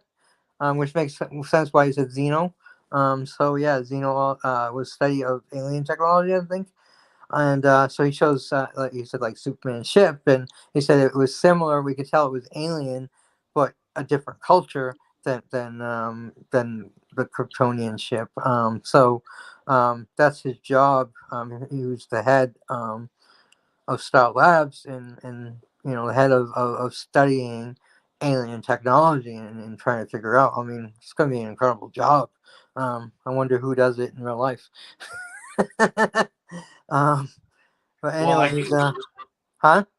uh, did we go over the whole reason why Cyborg was even? No, not yet. Not yet. We don't. That's still later. He tells that story later. When Aquaman basically accuses him of working for the bad guys, is when we kind of get that, when we get that story. I mean, we saw little bits and flashes before that, but we don't. We can tell that Cyborg was a football player, and he's always watching kids playing football and dreaming of the days when he played. And he was a captain of the football team. And there's a point where they do show, which I'm not sure where, but they show him in trouble with the principal, and they said just because you can hack into the school, you're the smartest person here, but you can't hack into the school and change someone's grade. And he changed his friend's grade, and the mother was defending her son, saying that how can the girl learn from the way you teach, and he cares about the girl, and cares for someone, and he was trying to help her. What have you done for her?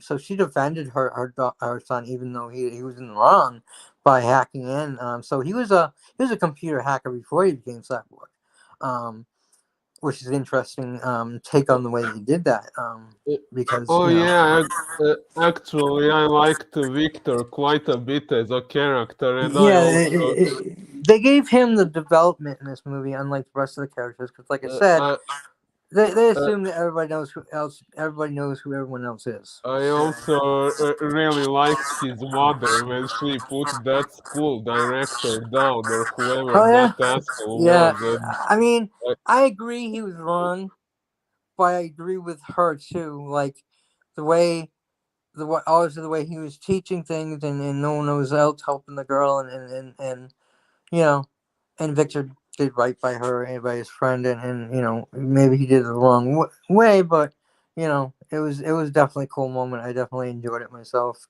You guys have any opinion on that moment, on that? mm, well, Dave? I was Yeah, quite bummed out that the mother died right afterwards, but yeah. Yeah, Dave. Any opinion on that scene with in the principal's office?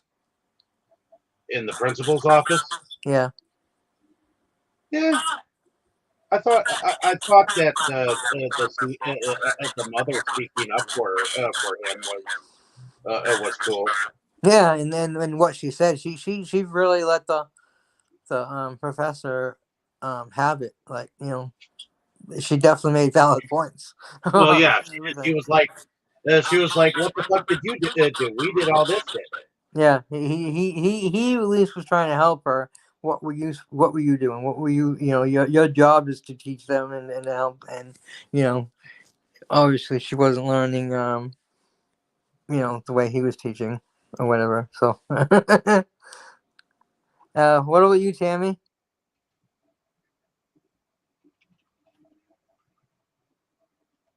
What now? Sorry, I was yelling at the cat. Do you have an opinion on the principal scene with the Cyborg's mom, and when he was in trouble for hacking into the school records? Well, like his mom said, she was trying to help a friend. Yeah, Yep. yeah. So, She but, basically put it to the principal that, he was trying to help a friend. What has the principal done for that friend? You well, I know? think there's a principal or he wasn't a principal. Maybe he was just a professor. I'm not really sure. They didn't say. I mean, it seemed like it was a principal. Then you're like, he's definitely was the professor. as you can tell. So we're not really sure on that one, but yeah. Um, and it's definitely college, not high school. Um, but yeah, I agree. I agree. I mean, like I said, hacking was, I mean, I know somebody that hacked into the school records and changed their own record and didn't change the records, was just looking at the scores and stuff. And I won't say for incriminating that person who it was, but Well, it might not have been the right thing to do, but he was doing it for the right. for the right reasons, right? Exactly. And back to that. Whole thing is it right to do something bad for the right reasons? And I guess maybe it might depend on how bad it is and how right the right reason is, in my opinion. Sometimes I think it is yes, and other times no. So fate for another time, maybe. Okay, so yeah, we all like that scene. It was the mom, kicked ass and let that professor have it. It was pretty cool. Guessing he probably did not get in trouble for by his mom, anyways, because she was 100% behind him, which is great. His mom was seemed like his biggest fan. They were both doctors, and she was always at every football game, cheering him on, and which unfortunately he was happy mom was there, but he really wanted to see his dad. His dad always promised to make a game and never made a game, and we've seen that in a lot of other movies. Unfortunately, here, as they're talking about it, you know, they're struck by a truck, and I think this might be. I don't think we actually get the scene until later, actually, but so we'll go back and that's in a little bit. Trying to go in order. It's difficult with a 4-hour movie. So we had that scene, and what's happening next? Yeah, so he Steppenwolf does not. Oh yeah, this is where we see Cyborg, and we see he has the mother box, and he's talking to his father, and then his father's like, it was attacked. Said that monsters were attacked the Cell Labs, and Cyborg makes the comment, says, all about monsters, at least making them, referring to himself. He considers himself a monster, and he's not happy that his father saved his life and made him this monstrosity. At the moment, he sees all the bad in it and not sees the good that he can make of it, and what his father was trying to do. Which I mean, it's. I mean, I can't understand the point of view. Also see the point of view of the dad trying to save his son through any means necessary. Um, he just lost his wife, and he's about to lose his son, and he's a super genius, intelligent scientist with the means to try something, and he does, and he saves his son's life. So I can, as a father, I certainly can understand wanting to do that. So definitely can see both sides of that story. But yeah, definitely.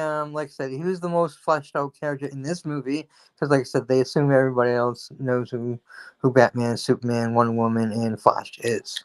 And Flash is gonna get his own, and Aquaman, and Flash is gonna get his own movie, and Aquaman did, and he's gonna get a second movie. So, even if you didn't know exactly who they were, you did get full length movies on them. So, um, that's why Cyborg needed to kind of have a story because some people might not know who Cyborg is. He was definitely, I didn't know a lot about Cyborg.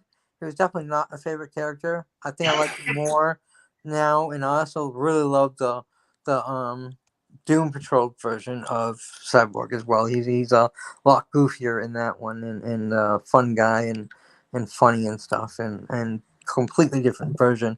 But I like that one too. So they've made the character more enjoyable as far as I'm concerned. Um, so anyways, you see like a little like argument and with the dad. The dad's just kind of like, I try to tell him about his abilities, and he does leave him a recording, and he's listening to the recording of all the things he can do. Basically, he became the hacker. Like he can actually launch like nuclear missiles, and he can do anything, and everything he can connect into and control, which is a lot of power to give somebody. A lot of power. Yeah. It is really good that he was a good guy. He would be a nasty villain. Um, nasty villain. So anyways, but yeah, he's a good guy, obviously, and he does go around. We find out that he does go around helping people here and there. We see him. There's a lady, and she's at the bank, and she's obviously poor with her daughter, and she's trying to see if she can get some money out, and obviously her bank account um is probably broke or nothing, and he uses his hacking skills, and um, don't know where he took it from, but she has like, I think it was for like $10,000 or something. He puts in there, and she just looks at the screen, and she's like, oh my god!" And she's like screaming and like jumping for joy, and she's taking money out, and he did like a Robin Hood thing there.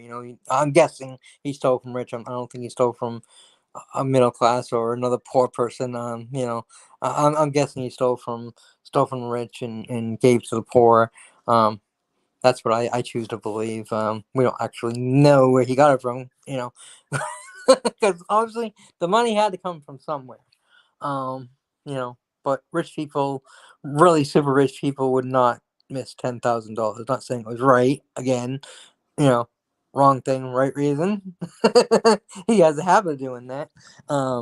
What he did, I agree with, but again, you know, definitely cool of him. So, at some point, we have Wonder Woman there with Batman. Oh yeah, Wonder Woman, because Wonder Woman knows what's going on. She finds out about that they light this torch, and they say no man will, it's been so long that no man will know what this means, and she's like, she will. And I actually said that when at the same time she does in the movie, because I remembered it from the other two times I watched it. I love that line, she will, and we all know she's talking about her daughter Wonder Woman. So yeah, and of course Diana I don't know if she has Diana Prince in this one as her last name. They always just call her Diana. I think they did mention the surname Prince at one point. Yeah. I don't remember that. Okay, they did. All right. I know they always call her Diana, but I missed that if they had Diana Prince or not. But anyways, she definitely knew what it was, and we see her go in there, and she gets the arrow, and then this is definitely not in the theatrical version. She goes in and she puts the arrow against the wall, and she goes in and she sees the whole story of Darkseid, how he came to Earth before, and the Amazons and the Lanterns, basically kind of like the Lord of the Rings. Definitely reminded me of the Battle of Sauron, and how he had come, and then everyone had come together, and they had Green Lanterns there, and the gods. You saw Hercules there as well. So we had Greek gods there. We had Amazons. We had Atlanteans. We had Green Lanterns. It was an epic friggin' battle, and like I said, this was cut out of the theatrical version. This was such an awesome scene. Wonder Woman's watching reading the story, and then we get to see what she's reading and the hieroglyphics, and I've always loved hieroglyphics. So cool. I mean, I can't read them, but they look so cool. And she's reading about Darkseid. The first time he got there, and it's just, I absolutely love it. Absolutely love. I love that background, and like I said, definitely reminded me of Lord of the Rings and so on. So, um, again, I don't know if that was done on purpose, but here we go again. um, so she ends up going to Batman, and they obviously had met in Batman versus Superman, so they knew of each other, and um, basically, they're building the team together, but Batman's the main recruiter. But they decide that they're looking at a video of the Flash, and they're like, he disappears, so they don't exactly know his power, it's he disappears. So what they do know, he has some kind of power, and they say, Barry Allen, Central City, and anyone who knows that's the Flash. So, you guys, Dave and Tammy, you might not have knew who that was when they said Barry Allen, but me and anyone else who knows the Flash knew that Barry Allen was I the Flash. knew The that original when Flash. you said Barry Allen, that it was the Flash. I Okay. just had forgotten the origins on like how he began. Okay. Okay. So then they say, and she's like, "Well, you go to Central City and find him, and I'll look for this one." And then that's when we see the cyborg, and we see him. I think this is where we saw. I think I got skipped ahead. I think that's when we see the scene with the father and everything. So she ends up. He goes out to meet the Flash, and she's gonna go meet Cyborg. And at one point, she's with Alfred, and Alfred's doing things, and he's like, back up. He's doing something, and then they're talking. Then he's like, "Oh, looks like you have a date," because Cyborg answers her. She ends up getting a hold of Cyborg, and she wants to meet face to face, and he agrees. And so we have Batman, and the Flash is out doing whatever he was doing, and he comes home, and I forgot a whole entire scene. Yeah, he's applying for a job at a pet store, and he locks eyes with Iris. In this version, he doesn't know Iris West. He didn't grow up with her. He wasn't in love with her since a kid, and so in this version, he just meets her, and this is Iris West, and he locks eyes with her, and she locks eyes with him, and you can tell there's attraction between the both of them right off the bat. That the way they're looking at each other, that they like it. And you know and he goes in, and he's having this interview, and she's like, resume. He's like, "Ooh, resume from the French, resume," and talks about it, and he pulls out this like crumpled paper that's bitten. He's like, "How did this happen?" And it's like, is there a biting monster in my pocket or something? I can't remember exactly what he said, but he makes a little joke about it, and she's like looking at him like, and she's like looking at the paper, and she didn't like get out saying the resume and just get out. She did look at it, so that's good, because some uh a lot of employers would have just been like, you can't come in prepared. You're late. You're not prepared. Like, just I'm not interested. In the real world.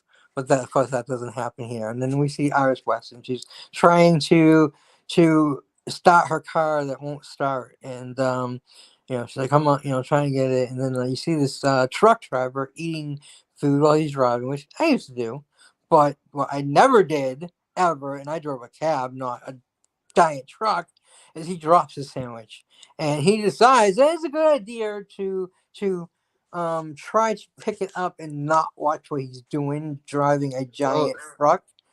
And Spudao! she finally gets her car started, and you see her moving out, and you see the truck barreling down in a different direction, and everyone can tell at this point what's going to happen. She ends up getting smashed by the truck, and of course Barry looks, and we go into a slow motion, and we're seeing it through Barry's eyes, how he sees it, and the truck gets smashed, and like you said, splow, and Iris goes flying in the air because she's in a convertible, which probably saved her life, because she might have broken her neck, smashing into the roof of a car like by that impact. So she goes flying out of the vehicle, and the Flash, he just starts moving. And again, the Flash, they do a lot of fast forwarding and slow motion to show his speed. There's a lot of slow motion and fast forwarding in this with Wonder Woman. Oh, I actually forgot the introduction of Wonder Woman as well. I'll go over that in a minute. Lots to talk about. So much we can miss. So we have backup here, Dave. um Anyway, so the Flash zooms through and he ends up breaking through the glass. He can. I guess he doesn't have the power to phase yet. He can. Yeah, I don't think this was in Justice League. This scene. He doesn't have the power to phase yet. Phasing when you actually go through solid objects, which he does have in the. He eventually gets in the TV show and other stuff. So he breaks the glass and he goes through and basically grabs a couple hot dogs, puts it in his pocket as he's saving her. Um, you know, and pulling her away from the accident. He kind of just puts her down and then zooms back into the store, and all of a sudden we're back to normal, and the woman's just like, oh my god, what just happened? Like her glass store is busted open. This woman's laying out, sitting out in the middle of the road. This truck's backed into this car, completely totaled. But he's just there playing with the puppies. And all of a sudden, yeah, he's sitting there playing with the puppies, and he's holding a hot dog. He's like, oh, I feel like always have a hot dog on hand because it calms them down when something crazy is happening. And she's just looking at him, and then he's like, so, you know. I started on Monday, assuming he just totally assumed that he's gonna get the job, which is a good way to get a job is to be confident and definitely he definitely showed it. Of course, cheat a little bit using his superpowers, but and it's funny to note that the Flash was late. Fast Man Alive was late. Very funny. It kind of take up Spider-Man was always late. He wasn't super fast, but Spider-Man could easily get to his job on time, but he was always constantly late because he was always out saving people. So there's a little comparison there, I think. So we don't know that she did fire him. They never say, and obviously, he ended up doing more important things than showing up to that movie because he had to save the world. Showing up for the movie and showing up for the job because he had to save the world. He got a better job. Not that I don't know if Bruce Wayne actually paid him or paid anyone. But he ends up coming home to Bruce Wayne sitting there, and he comes in and he's like, I'm Bruce Wayne, and that doesn't explain why a perfect stranger is sitting in my house in my second favorite chair, and he's like. And he shows him this video of a guy. He's like, yeah, that is a guy that looks a lot like me, but definitely is not me. You definitely can tell he's not a good liar. He's not a liar at all. But he's trying to act like it's not him. And Batman knows better. And he's like, oh, it's definitely a Jewish boy and with long hair and a good looking boy. And then Batman's like looking over at his suit. Which they don't explain how he gets the suit in this one. I would like to know how he gets the suit. I wonder if they will in the solo movie how he got that suit. And he's like, oh, what do you say? Competitive ice racing, I think he said.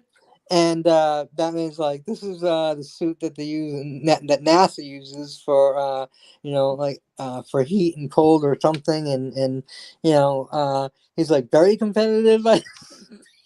Running, you can tell anyone could tell he was lying through his teeth. Unlike obviously Batman can tell, but anyone could tell he was lying through his teeth. And that's when Batman's like, all right. Let's done with this charade. Let's figure out what his power is, and he throws his batarang at him. Good thing he was right because that would have killed him if he wasn't. But, he knew he had some kind of power. He's seen it. He knew it was him. So he throws his batarang, and the Flash is like moves, and he's looking, and you see his eyes going like, holy shit, that's batarang, so he immediately knows who Bruce Wayne is, in that instant. And he's looking, and of course in slow motion, so he reaches out, he grabs it, and then we're back to the end. He's like, you're the Batman, and then Batman goes into his spiel. He's like, I'm trying to collect people to build a team. I'm in. Like, before you even heard anything more, I'm in. and then he's like, well, I need more friends or whatever, and just like his total, just his personality. I like his personality, but he's definitely like a goofball, and you can definitely see he's more of a loner, but he has a great personality. He just doesn't know how to talk to I normal think people, and I he think it's talks. funny when he asks him what his superpower is, and he looks Oh at yeah, him. He says, yeah. I "I'm was rich." gonna get to that because Yeah. that's actually my favorite line in the movie. Oh yeah, When there they're is out there. another good Now I think one. they cut this out. I don't remember hearing this. There was in the theater version. They had a little discussion where he's saying he's hungry and how because he runs so fast he's constantly have to eat and he's a snack hole. He calls himself a snack hole. That was funny. He's like a snack hole as well. Like he explains oh yeah, he does. When Batman says you're Flash, he's like, well, that's kind of. I feel like that's oversimplifying things, and he has to go into a science brain and explain exactly his power. I agree. He's fast. We didn't need that explanation, but it's so funny. But that yeah, I love it. They go out into Bruce's car. And I don't know what kind of car it is. You might know Tammy, but definitely gorgeous, newer car. Only the rich have. Um, and then he's like, "What's your superpower again?" And he's like, "I'm rich." Which that was in the theater version, and I'm glad they kept that. Like I said, that was my favorite line. There's some other good lines in the movie, but that was my uh, favorite. Um, Also, at the end when he said, "I bought the bank." Well, yeah, definitely. We'll definitely get to that one. Yeah, and I'll tell you of a few funnies that they left out that they kicked, that they left out too. But okay, let's backtrack. Sorry, guys. Let's backtrack to Wonder Woman. Her first appearance here. We see this bank and two guys get out of these cars and they're holding a briefcase and then they're heading towards the bank and then a bunch of guys come out and they got guns and the security guards go to shoot them but the other guys had already walked past them they shot them and shot the guards in the head and two guys basically take their place like they're the security guards and they start going in and they're shooting people they're shooting people and then hurting people up the stairs and I'm guessing they're shooting security guys, but they're probably shooting some other people too, customers or whatever. And we see them being the people being herded upstairs and people screaming and running and going up there and then they're put into like a corner and there's a woman obviously a teacher with a bunch of kids there they look like they're from some kind of preparatory school. This is obviously in England, in the UK, and so they're um, I guess these people are like activists, and we'll get in a minute of what they want. So the kids are screaming, they're told to be quiet, and the guy has a gun on them, and then the other guy opens up the briefcase, and we see a bomb, and the kids scream again, and told to be quiet again, and I was like, made a comment to myself, yeah, shut up. Shut up or I'll shoot you before I blow you up. I, One of those situations where you're gonna die and they're If I always see anyone move, yeah these kids die. they're always people always have this gun and it's always the point of they're gonna kill them. You get the impression they're gonna kill them no matter what they do, but people always still do what they're told, even though the gun's on them, even though they're gonna be killed either. Anyways, yeah, I loved when Wonder Woman was kicking those guys' asses yeah, like I'm they about were to nothing. get to that point. Yeah, this is about the point where Wonder Woman, you see Wonder Woman's lasso and she grabs one of the guys and she pulls him up and she's like, "Who are you?" And in a way, she doesn't exactly say like, "Who is your group?" She says, "Who are you?" And he doesn't really answer honestly because he doesn't say who he is. He says who the group is. I mean, I get what she meant to ask, but just a personal note. With the lasso, I think it's more like a genie where you have to be more specific about what you ask. But anyways, it was still a good moment. And she asks, and he says, "We're a small group, and we believe basically they want to reset the world." And a lot of people believe you gotta burn it down and rebuild it from the ashes, like a phoenix. And a lot of people, I think that might be a real thing that some people believe and stuff like that. That might be real groups scary enough to think that is a reality, but I'm pretty sure it is. But and unfortunately, we don't have Wonder Woman in real life. But and then of course. She busts through the glass and she um they're shooting at her. I think she's blocking her. She's just slaughtering everybody. They go back to the showing the slow motion and show how fast Wonder Woman. She's not the Flash fast, but she's definitely faster than a speeding bullet. Which you never really hear about Wonder Woman being faster, but in the old TV show, she always deflected bullets. So yeah, even in the TV show Linda Carter, she was faster than a speeding bullet because her bracelets deflected the bullet as well. And we don't see that scene yet, but she grabs the bomb and she just flies up in the air, which this Wonder Woman can fly. Which makes you wonder. I guess she doesn't need the invisible plane, which is sad because we love the invisible plane. At least I do. But we don't see it. Get it?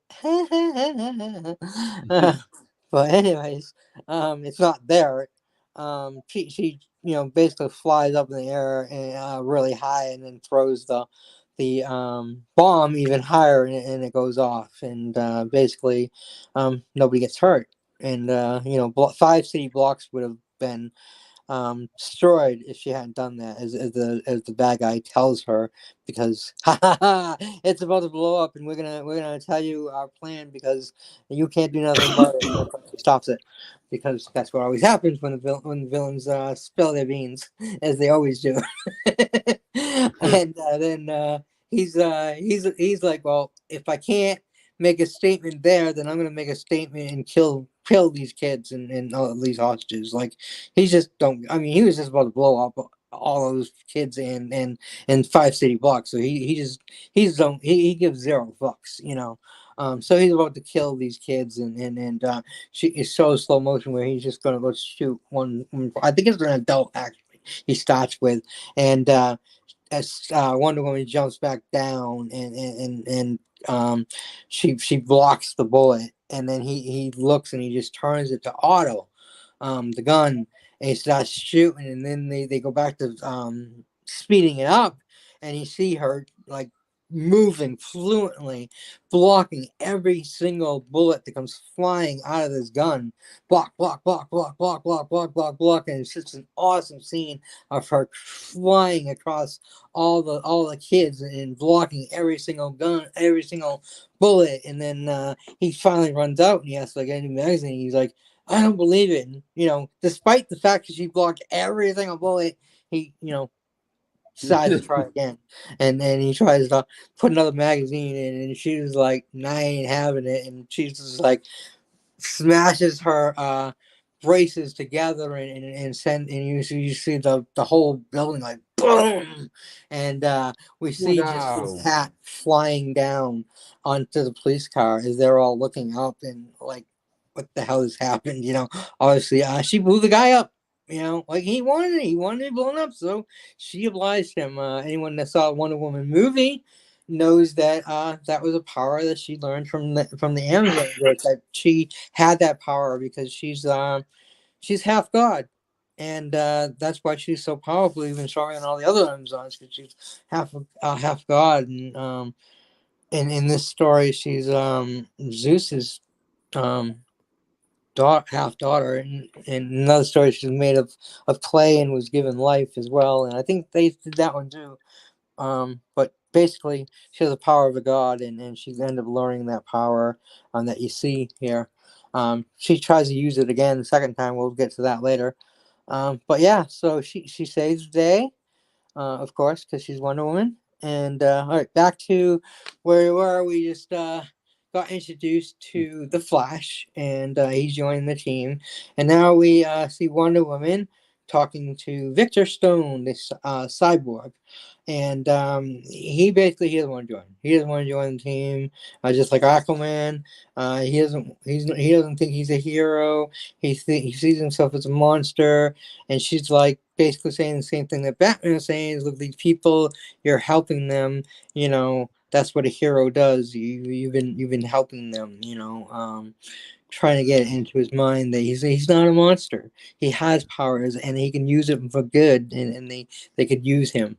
And he's not at first. He's no. Um, I did forget a scene where Wonder Woman was talking to Batman, and she goes, what did Aquaman, like join? And he's like, more or less. Well, which is it, more or less? First they said more or less, and more or less. Then she goes, he didn't join, and he goes, he didn't join. Because Batman's always doesn't want to give straight answers when he can help it. But kind of like a lawyer, for politicians. But we like Bruce Wayne, even though but that's just him. That's just his personality, because he lives a dual life, and he's not a happy person. We never see happy Bruce Wayne. If we see happy Bruce Wayne, it's a facade. It's his face that he's given out to make people think that he's Bruce Wayne, the billionaire entrepreneur, and he likes to throw money at women and have fancy cars, so people don't guess that he's Batman. But it's a facade, because he's never really happy. His parents died, and he died. Part of him died with them. And that's the case of Batman. Batman is a tragic story, and as much as you might love Batman, but he is tragic. He's very tragic. Even when he finds love, he never finds happiness. He's found love in quite a few people. I really love the storyline with him and Catwoman. In one iteration, I believe they even got married, and I know they did have a daughter, the Huntress. They actually was a TV show, Birds of Prey, and where the daughter of Batman and Catwoman was the lead of that TV show in the late 80s, early 90s, I believe. It was great. If you haven't seen it, check it out. The only one or two, I think it was 2 seasons. They had Barbara Gordon there. She was Oracle in that version too. It's really great. I wish it had gone longer. But anyways, back to this. So there are basically 2 no's and 1 yes. So Flash has agreed. Aquaman says no. Cyborg says no.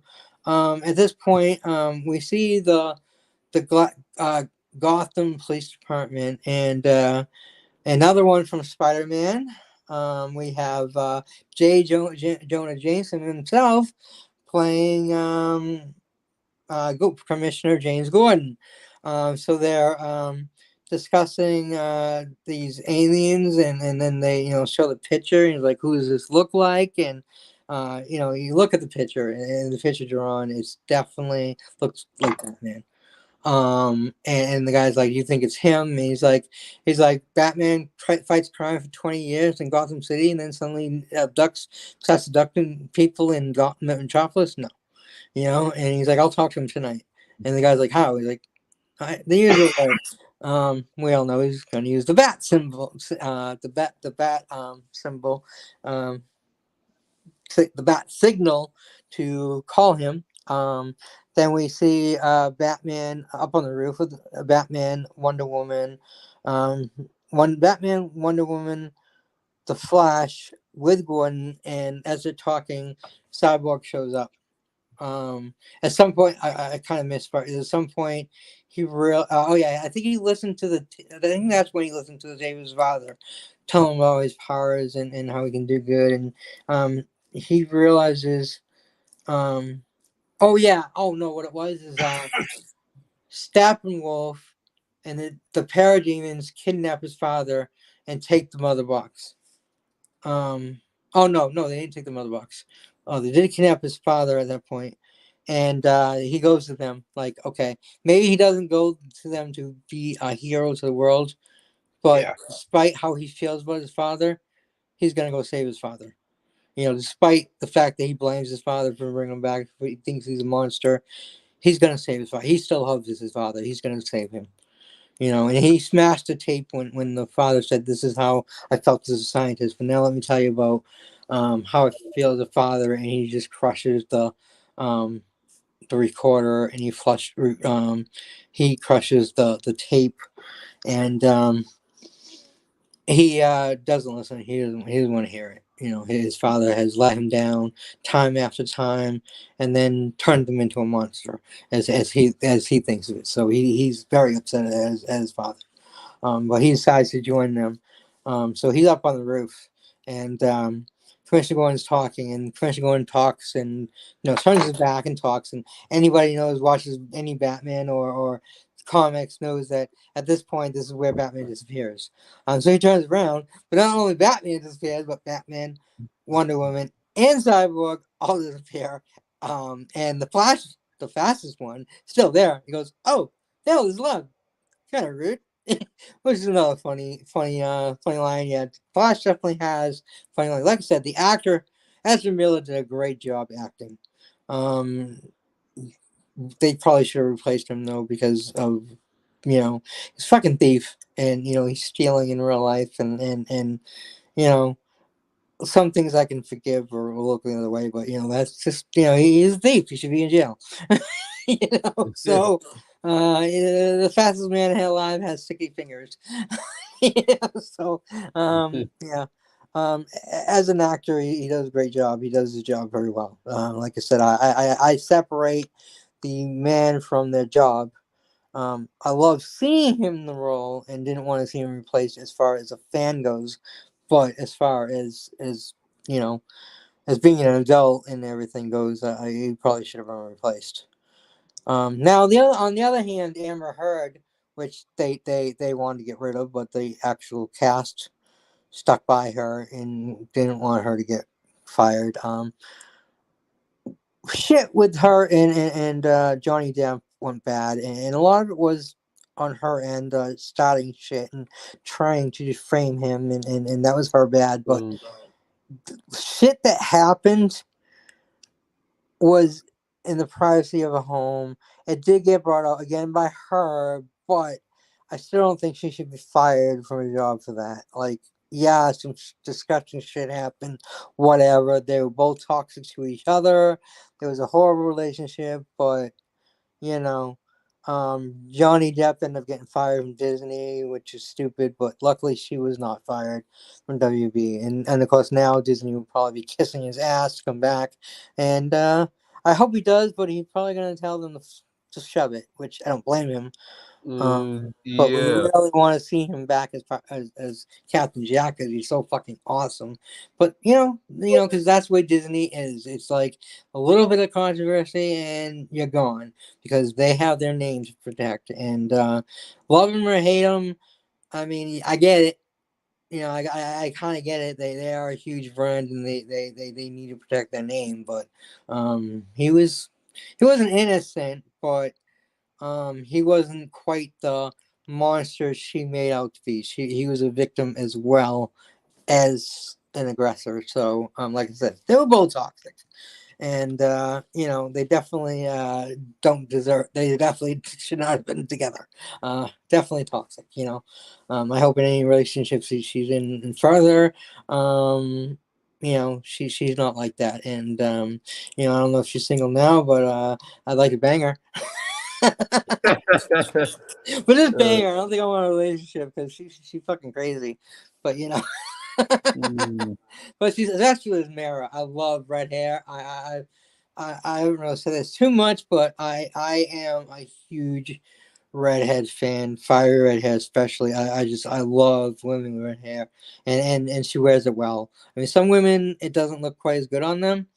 Obviously she's not a redhead, but she looks really good as Mira as a redhead, and she's gorgeous. Even if she is half bitch, Oh, I don't care. Like, I'll screw a mermaid if she's hot. she has legs on land. But anyways, Yeah, uh, well, uh, I talk say about when acting it coach for the actors, not the character. But either way, it works. when But when it comes to a person like her, you can have her. yeah, we can roll. Well, like I said, just a one night stand because she's too crazy for me. We can role play. I'll be her Aquaman for her and her king, and we can role play. But anyways, I'm sure there's other guys out there that had a feeling, and there's some that are like, no, she's too fucking crazy, too fucking nuts to go there. But I don't know. I kind of like crazy women. Um, it's a bad habit. I've fallen for quite a few crazy women, and I haven't really been with any redheads though. I've definitely now my ex had kind of reddish hair when I met her, but it was definitely colored. She's blonde. She's never a blonde, but that is her natural color. I've never. She hasn't been blonde for I've never known a blonde. So I've seen a picture of her once as blonde, so I know she's blonde. But she's always coloring her hair, always different colors. She's had all purple, all kinds. But she actually had red when I met her, darker red. I actually liked the brighter red better. But yeah, it looked good on her, and I liked it, and she kept it because she knew I liked it. I didn't ask her to, but she did do that because she knew I liked it. But she liked to change her hair color all the time. She's gonna kill her hair. Don't keep changing hair color with women. It's going to kill your hair. I know women do it all the time. And some men. I actually changed my hair color once. I had green hair and a mohawk. Not on 80s long mohawk, but, one of those smaller ones where the sides are shaved and stuff. And it was green. It was supposed to be blue. But my blonde hair changed to green instead of blue. I always dared to do it. And, well, I did it. um Anyways, back to the movie. Where was I? I got distracted there. Good Thinking about question. Mira. So yeah, we have they take off. Flash is rude, and then he zooms away. And Gwen's left there by himself is normal. Like he did look a little surprised, but maybe because just for Yep. everybody took off, and he's just a Batman doing it. But like Batman, Wonder Woman, and Cyborg was gone. It was funny, but he probably wasn't expecting like all three of them to go, and then he just flies zooms away, and then he says, "Well, at least he's playing with others." Because all this time Batman's been alone right now. I think they do make a few mentions of a Robin here and there. It's In it's this very movie, it's mostly Easter eggs. And I think they might have skipped the scene in this version. I don't remember seeing it in this version, but they definitely did in the theatrical version. We actually saw Robin's suit in a case when they go to the Batcave, um, which is a little later. Um, Actually, we're coming up to very soon, I think. Um, yeah, I think this is the point where they're um they're they're gonna decide to go and rescue the people that are being held hostage by well, not really hostage. He took them because he's trying to find out where the mother box is, and he smells the scent of the mother box on these people. That's why he abducted them. And they I don't know how they know where he is, but they end up finding out where he is, and then they go there. And we have a little scene where Cyborg is like, I know who you are. I heard you. I didn't think you were real."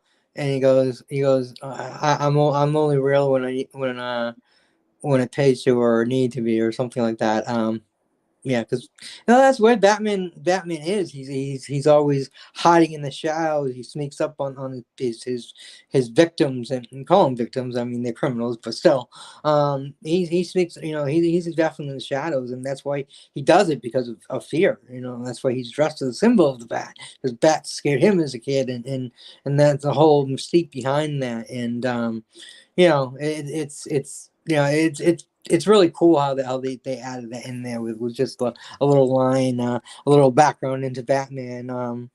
Just in case you don't know, but for all the fans that do know, that's a little Easter egg. They throw that in there of who Batman is, and he's definitely a lot older Batman. Like I said, he's been doing it for 20 years. So, Flash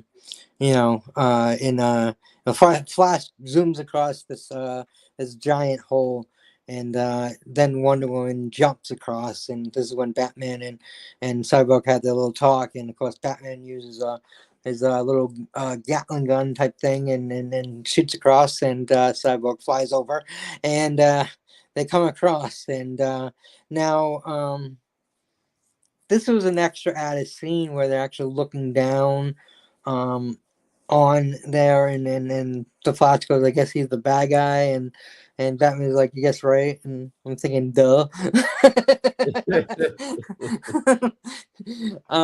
But anyways, Barry Allen's super smart, but he's also dumb in some ways, like he doesn't know how to handle social things, and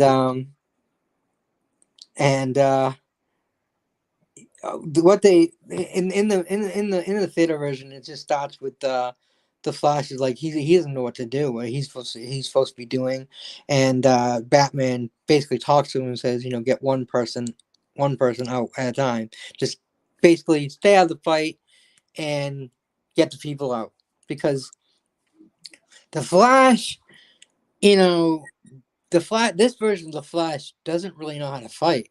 He's just super fast. He learns a little bit here and there, but he's just like, he knows he's way out of his league here. So he doesn't really know how to fight like so they want to utilize him best by just getting the people out of there, and of course he can do that. But in this version, there's more of a fight first before he ends up being told to get the people out of there. And I don't think it's Batman that tells him. Dave, do you remember who actually did say to Barry to get people out of there? I know Cyborg was carrying his father. Trying to think to don't get think Barry out of there. I think maybe it was Cyborg, because Aquaman is not there yet. Yeah, I think it was. Because Batman was fighting, Steppenwolf, right? Yeah, No. Batman was fighting a parademon, and Yeah. Wonder Woman was fighting Steppenwolf. Correct. And And so was Aquaman. no, Aquaman wasn't there yet. Okay. This is the first Yeah. time they fought, when they got their asses. The first time they got their asses kicked, actually. And so they're fighting, and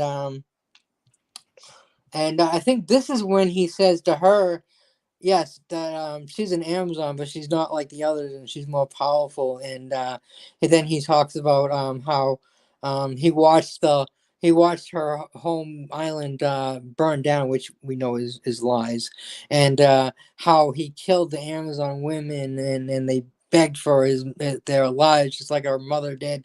And she's like, liar, and she attacks him, which she knows that her mother and none of the Amazons would beg for their life. Never. They would die, never, utter one word of begging. So he knows. But she might not know if they're alive or not, but she knows he's lying about that. But he did kill a lot of Amazons, but no, he didn't wipe them out, and he didn't kill her mother. But so that this definitely upset her, and she goes after the attack, and she's like, he's like, you threw. I think later actually is when she says the line of, you threw your lot in with these pathetic humans, and then instead of being there for your sisters, and sadly you could have helped save them against me, because she's kind of going toe to toe. I mean, at that point, Aquaman's helping, but still, she's doing the majority of the heavy lifting. And with all the other Amazons, yeah, she definitely could have probably saved some of them if she was there. But yeah, again, he was just fucking taunting her and trying to get in her head, you know. It upsets her, but she never loses focus. You know, Wonder Woman is just no, she's not gonna lose focus like that. Good try, but no. And of Definitely. course, we see uh, Cyborg running up the stairs and the Flash running, and he goes to stop to help Cyborg, and Cyborg just keep going, just keep hitting, and he basically running like an assembly line and just running the people, and then the people are running up the stairs themselves, and they look like a lot of people were down there. We did see at one point where he does kill one person before they get saved, where he's like pulling up the guy, and the guy's like, I have a family. And in the theater version, um, he actually has a line. Steppenwolf has a line where he says, "Why do people keep telling me that? Like that they have a family? Like, what does that mean? You know, like they're saying I have a family, like spare me." But he doesn't get it because he's not human. He doesn't give a fuck about nobody or nothing, you know. But so he just makes like, why does people keep telling me that? And then he kills that guy. No, he doesn't kill him. He throws him. That's right. He doesn't kill him. He throws him when um Cyborg's father yells up and says he doesn't know, and then he grabs Cyborg's father and he's like I'd rather die. I'm not telling you anything. And he does in the theater version he does make a comment of that he's braver than the others, and he doesn't mention the family. So he's kind of giving him a little respect that he's not begging for his life. You know, that he's defying him. Not, I mean, because at that point he does know that his son has the mother box, so he does know where it is. But he's like being defiant. And of course, this is when Cyborg goes no and shoots him, and the whole action scene starts, and the Flash is running people out, and they finally get everyone out, and then a big building starts to fall, and I think it's gonna fall on his father or one of the people, and the Flash is like no, and before he can react, even though he's the fastest man alive, Cyborg is faster again. Don't know how, but somehow, Cyborg. I guess they wanted Cyborg something to do, right? He shoots the thing and just turns it into dust, so just dust falls on people. So no one is hurt, and then Cyborg's like, "We better get back in there." He's like, "Oh, back in there with the giant alien and the woman with the sword and the fight." He doesn't even know her name at this point. He's just a woman with a sword.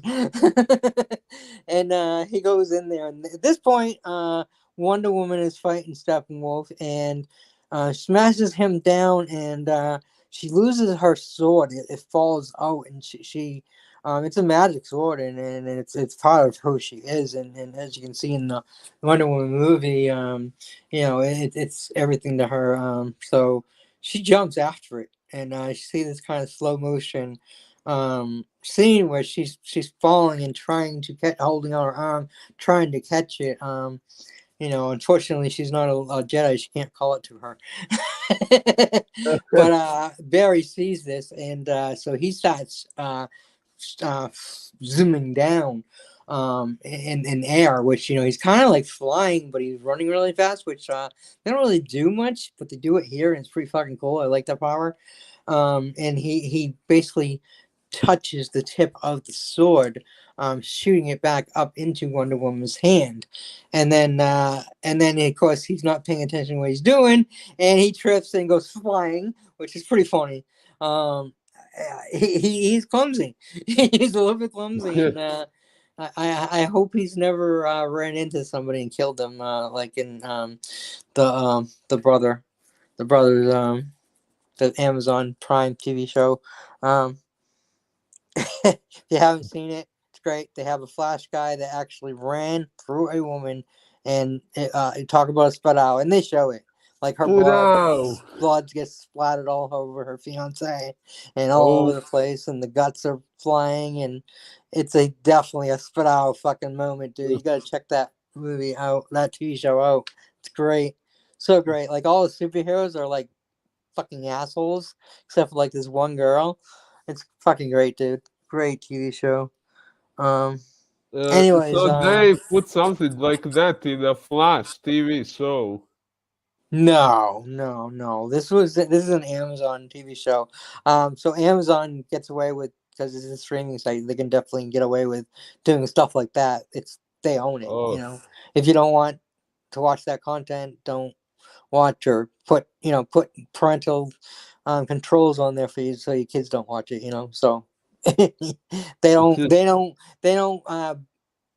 pussy for or beat around the bush. They show guts and blood and shit, which is what I love. I love that. The Boys, that's the name of the not the Boys. The Boys, that's the name of the TV show. Based on there's a comic, and I think the comic might have came first. I never read the comic, but it is based on a comic. Definitely should check it out. It's an Amazon exclusive TV show, but you can find it online, I'm sure. And Dave could buy it or find it online if he hasn't seen it. But I have Amazon Prime, and I love it. And I'm a little behind on the third season, but it's great. I love it. It's fucking awesome. Their Superman type dude is the worst dick in the world. So it's definitely, they're not villains. They're not villains. They do help people, but they're dicks. You'll see. You'll see when you watch the show. I don't want to spoil it, and then for anybody else out there, I'm wanting to watch it. If you haven't seen it yet, watch The Boys. If you love superheroes, you gotta check this out. Like I said, there's basically only one real superhero on the team, at least to start with. A few others kind of come around a little more, but yeah, and they do have a Wonder Woman type woman as well. They definitely have their version of the Justice League in there. They have an Aquaman, and he actually does fuck fish. It's always been a joke about Aquaman fucking fish. Aquaman has always been a big joke, especially the Super Friends cartoon of the 80s. He wore this bright green pants, bright orange shirt, t-shirt, and he looked ridiculous. And he always rode on a seahorse. And basically, the only time you saw Aquaman is if they were in the water. He only had powers in the water, and that's it. That Aquaman. I was really glad when I heard Jason Momoa was playing Aquaman, because I knew him from Game of Thrones, and said he's gonna make Aquaman a badass, and Aquaman will finally. I mean, I was always made fun of Aquaman too, but I kind of liked him. Just I didn't like that iteration of him. I guess there's been other ones in the comics where he's badass as well, but where he has like one hand, he has like a hook as a hand or something. I don't really know that. I haven't read any, so I don't know. I only know him as being the butt of jokes.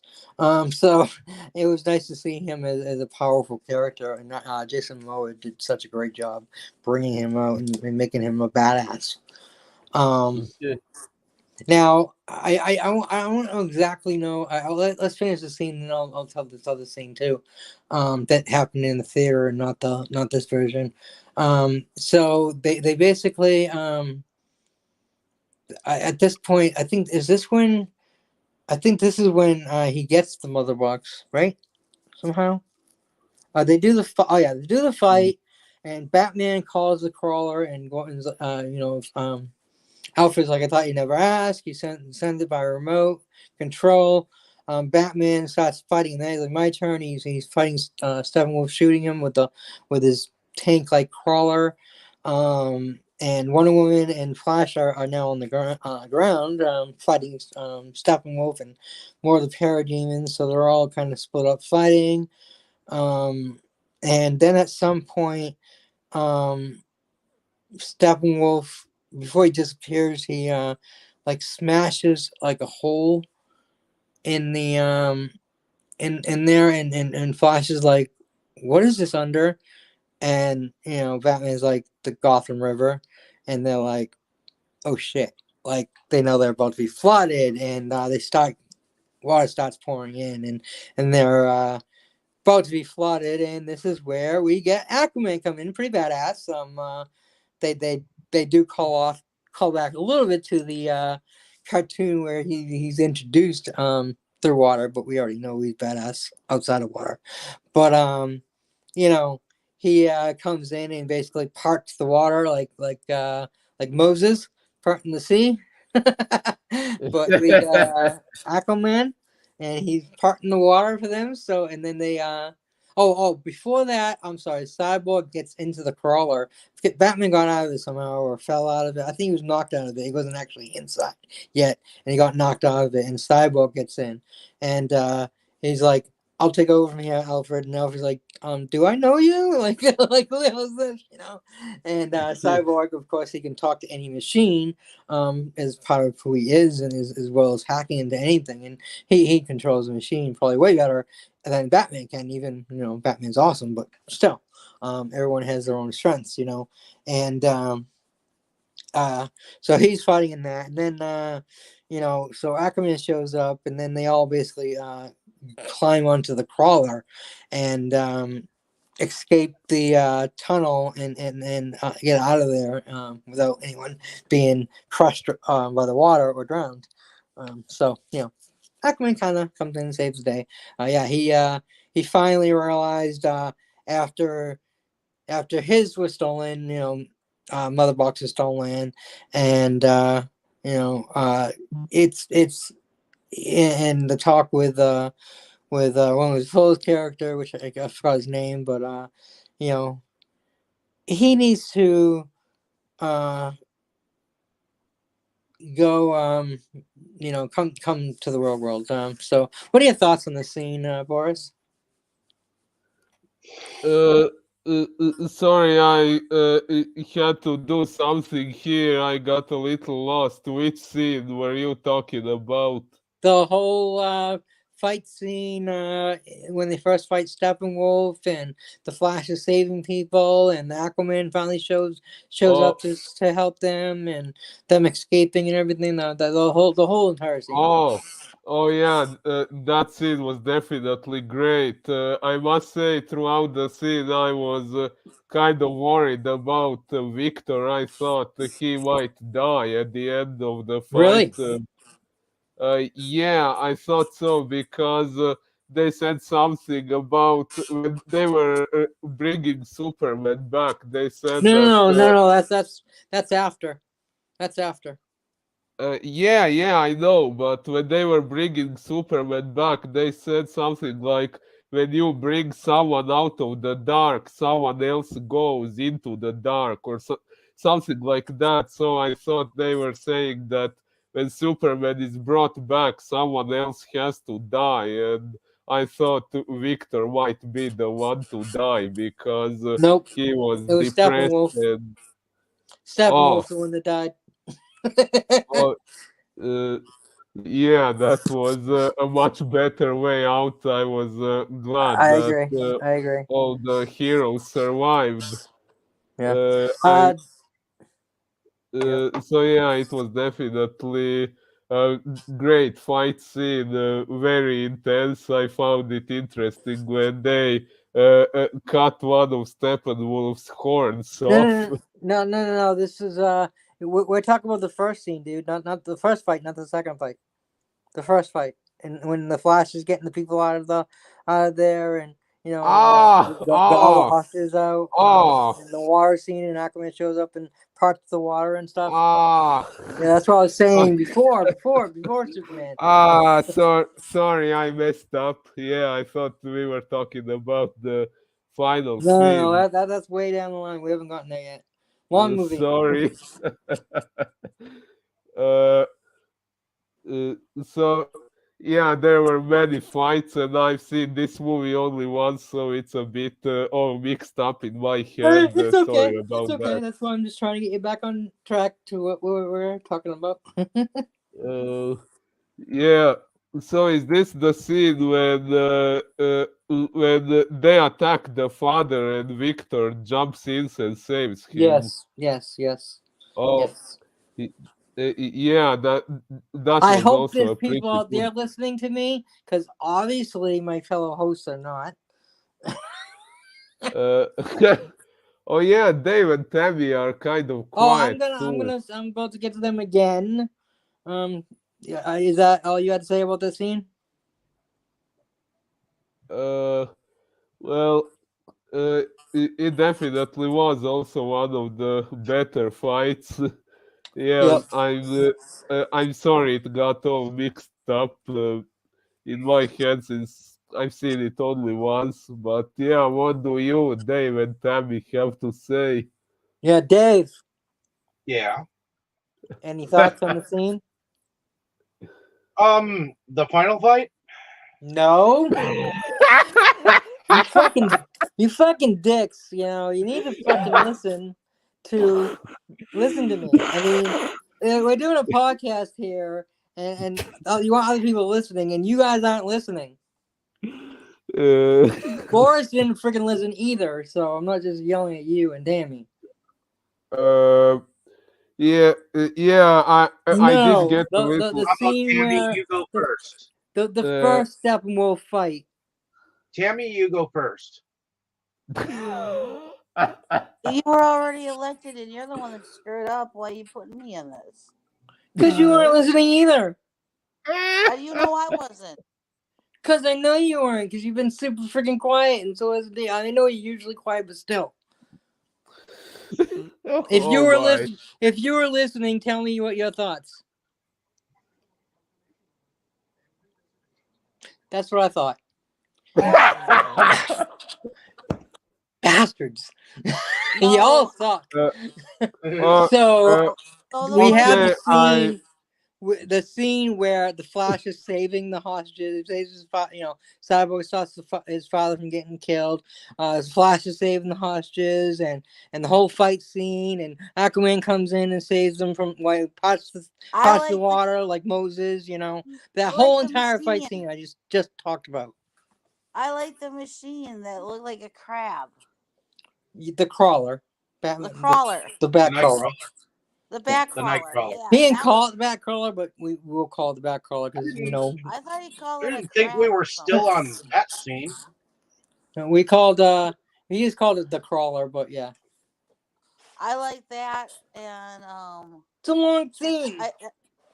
and I also like Alfred called it the Nightcrawler. No, he called it crawler. The crawler. He called it the Nightcrawler. Pretty sure he called it the crawler. Oh, you come could, on, guys! Don't you argue. could be right, but what do you think, Tammy? I thought the Flash guy called it a crab. No, I don't know, but Alfred definitely called it a crawler. Do you have any opinion on that?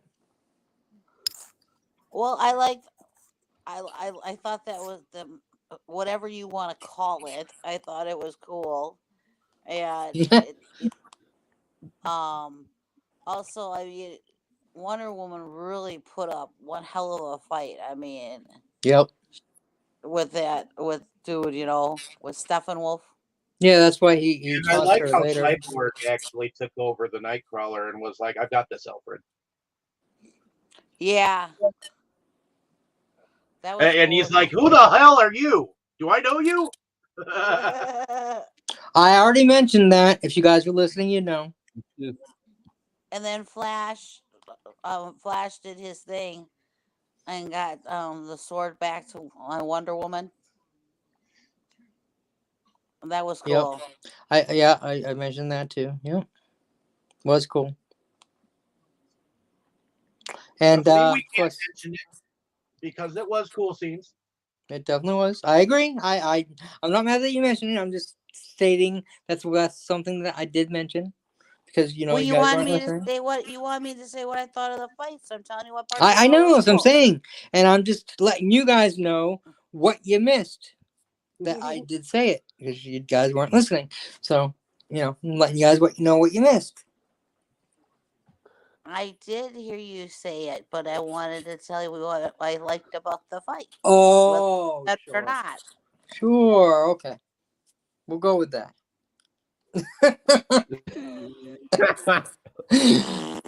Any other thoughts on the scene, Tammy? I don't know. We're about 2 hours and 42 minutes in, and we're only still on the first scene. First fight. Well, not the first scene. The first fight. What's your fucking point? It's a long movie. And I'm the only one talking about it.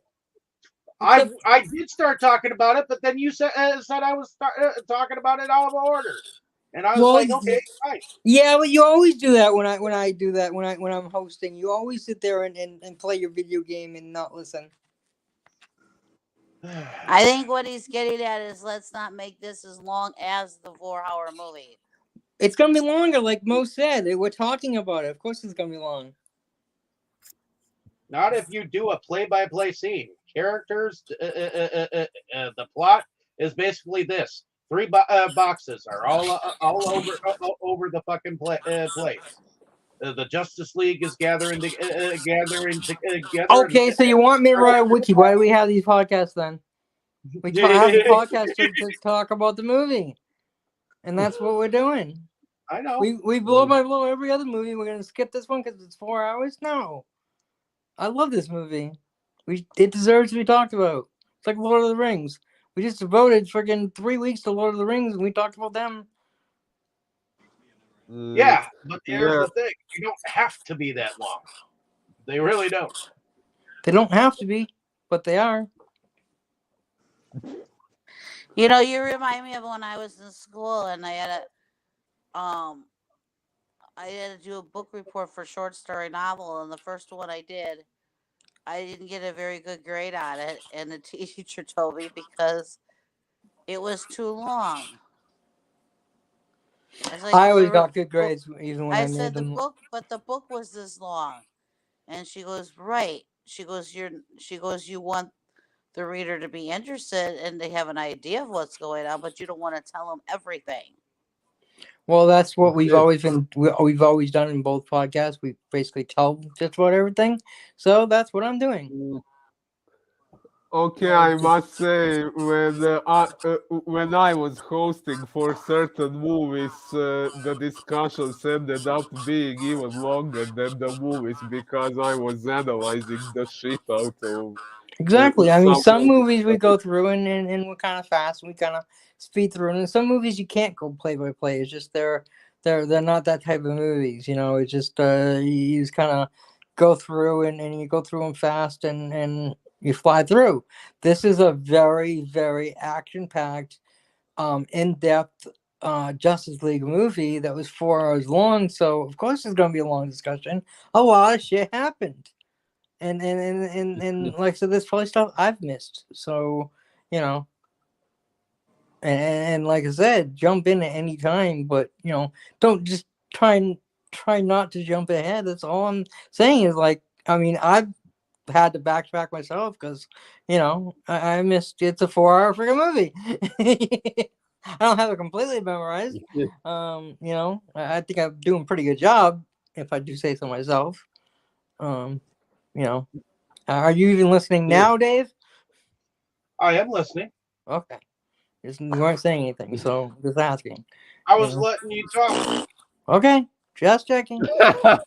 Just checking. You know. All right. Well, back to the movie. So we can get done sometime today. I got stuff to do too, but you know. So, anyways, we're done with that scene, and we get the scene where basically they're talking about the mother boxes, and Cyborg's telling everything about it, and you know, absolutely everything there is to know about the mother boxes. I'm not going to go through that because when we're into it's long. But gist of it is Aquaman then accuses, you know, says, you know, it's funny that you know so much about these boxes, and he's like, what are you trying to say? He's like, oh, I'm not trying, I am saying it. You know, how we know you're not a spy for him, and you know, how do you know so much? And he's like, it's a long story. He's like, we got somewhere to be. You know, he's trying to get out of it. That's what you say when you want to get out of something, is, you know, it's a long story. But you know, they you know, trust him, but you know, they still just in case they want to know. So he's like, all right. So he shows a visual, and this is where we get the backstory of Cyborg. And he's in a game, and he's he's running with the ball, and he scores a touchdown by sliding in, and his mother, he looks up and he sees his mother's cheering and yelling and hooting, and then And he looks gets over the and final sees the score, but then he realizes that his dad isn't he's in the front seat. yeah, he sees the empty chair and his dad's not there, and he's still happy, he's still celebrating, but And his inside mom is taking him he's home. upset.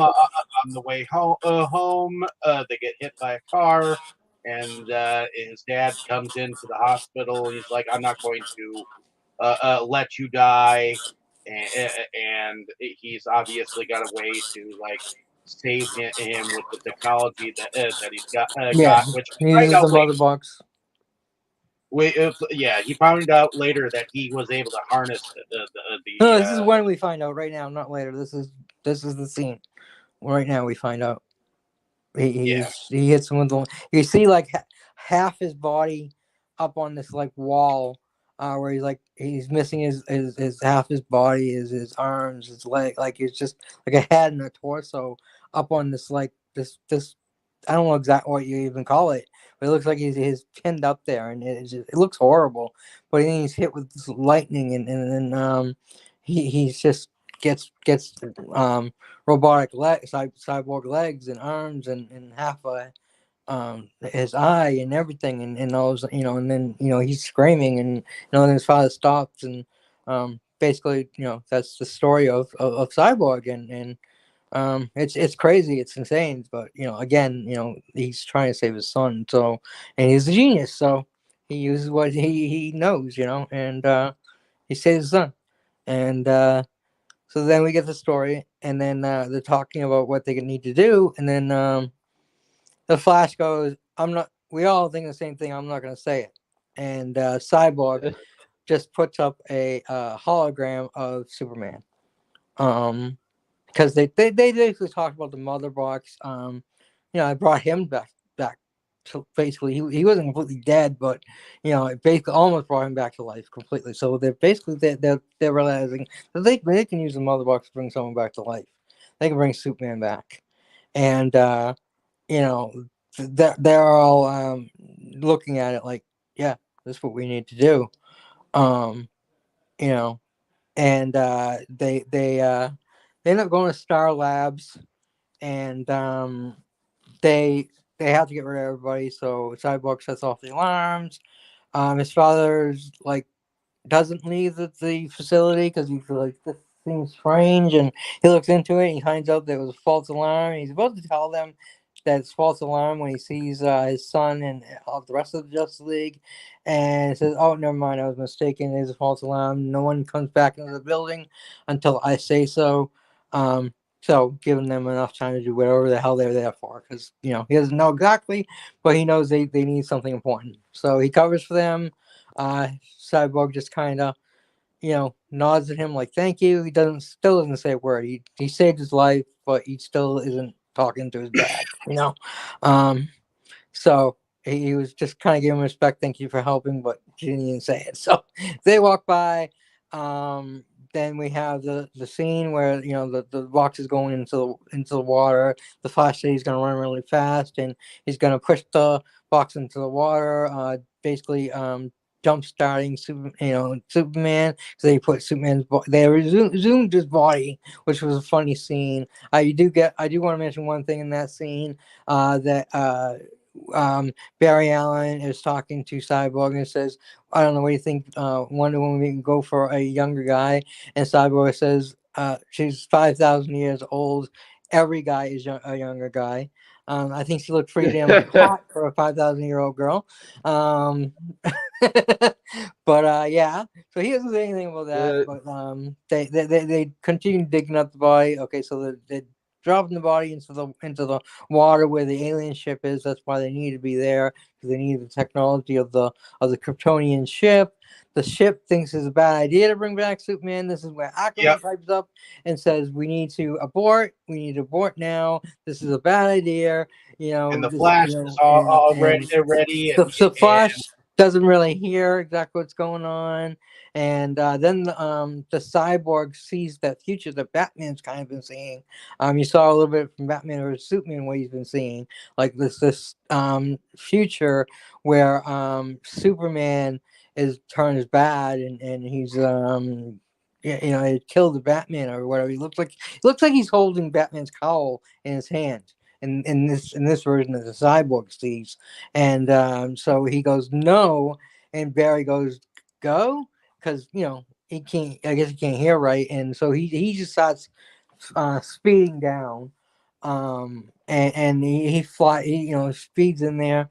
He ends up hitting the box, and all of a sudden you see like a smash. The box goes flying out of the Star Labs, flying onto a cop car, uh, and. Oh, that's what happened to that thing that disappeared. There it is. That's what I was thinking, anyways. And then, of course, they look up and they see a man flying up into the sky. And of course, everybody knows it's Superman.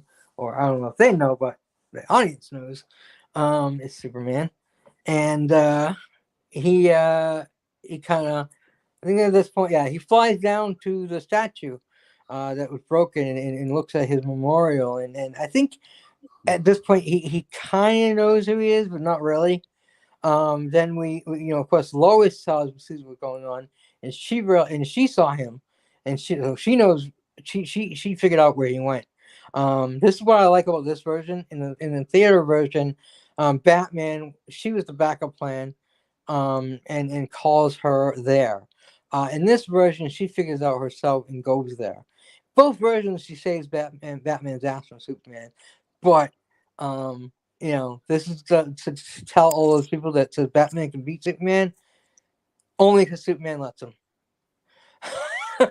At this point, Superman doesn't know who he is, so he doesn't go out and kill them because it's still in his fiber not to kill, but not enough that he at Batman he's definitely pissed about. Like the rest of them, he kind of swatted away, but he straight up wants to kill Batman. In the theater version, I do want to mention this because I thought it was funny, because of the scene in Batman vs Superman. But he's like, you won't let me, you won't let me live, you won't let me die. What do you want from me?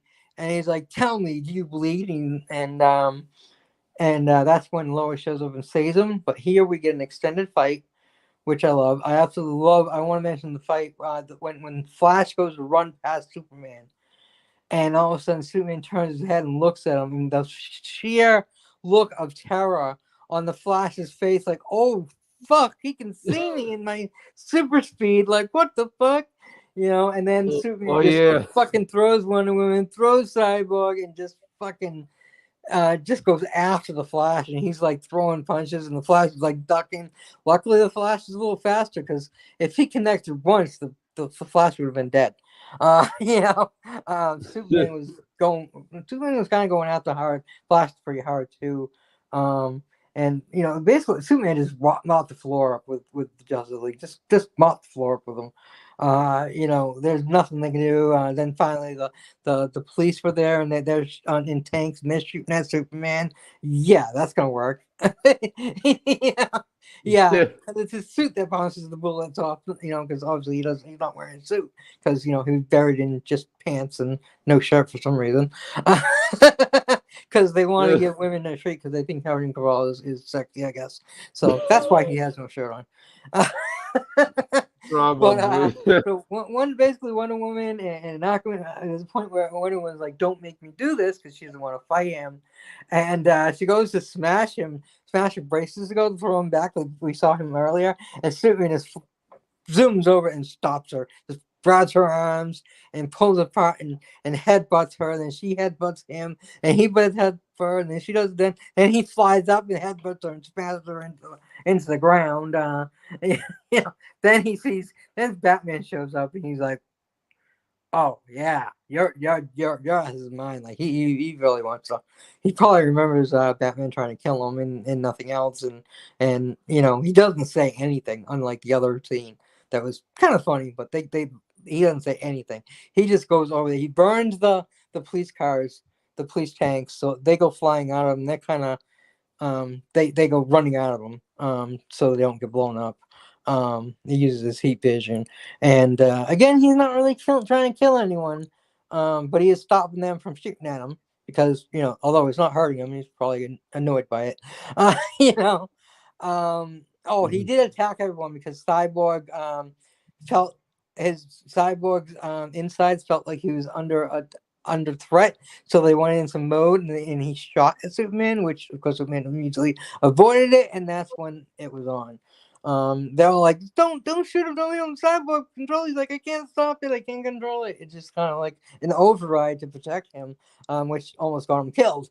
And all of them, and especially Batman. But Batman's about to fry. Oh yeah, no, Superman's trying to fry, but Batman's blocking it with one of his gauntlets. He throws that one away, then blocks it with his other gauntlet, the heat vision. And that one's probably supposed to go.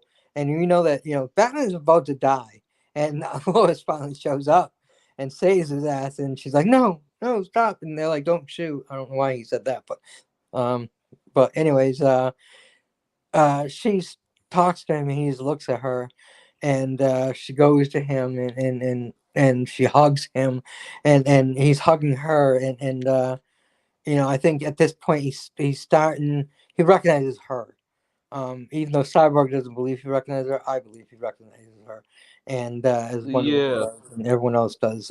He recognizes her, and because he says, "Let's leave."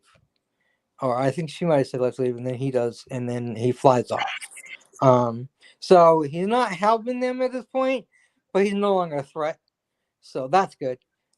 We don't want a bad Superman. We know it can happen for that. So they fly off. And so okay, well they're kind of back to square one now. They're without Superman. They don't know if he's coming back. What's going on? Cyborg is like, yeah, no, Aquaman is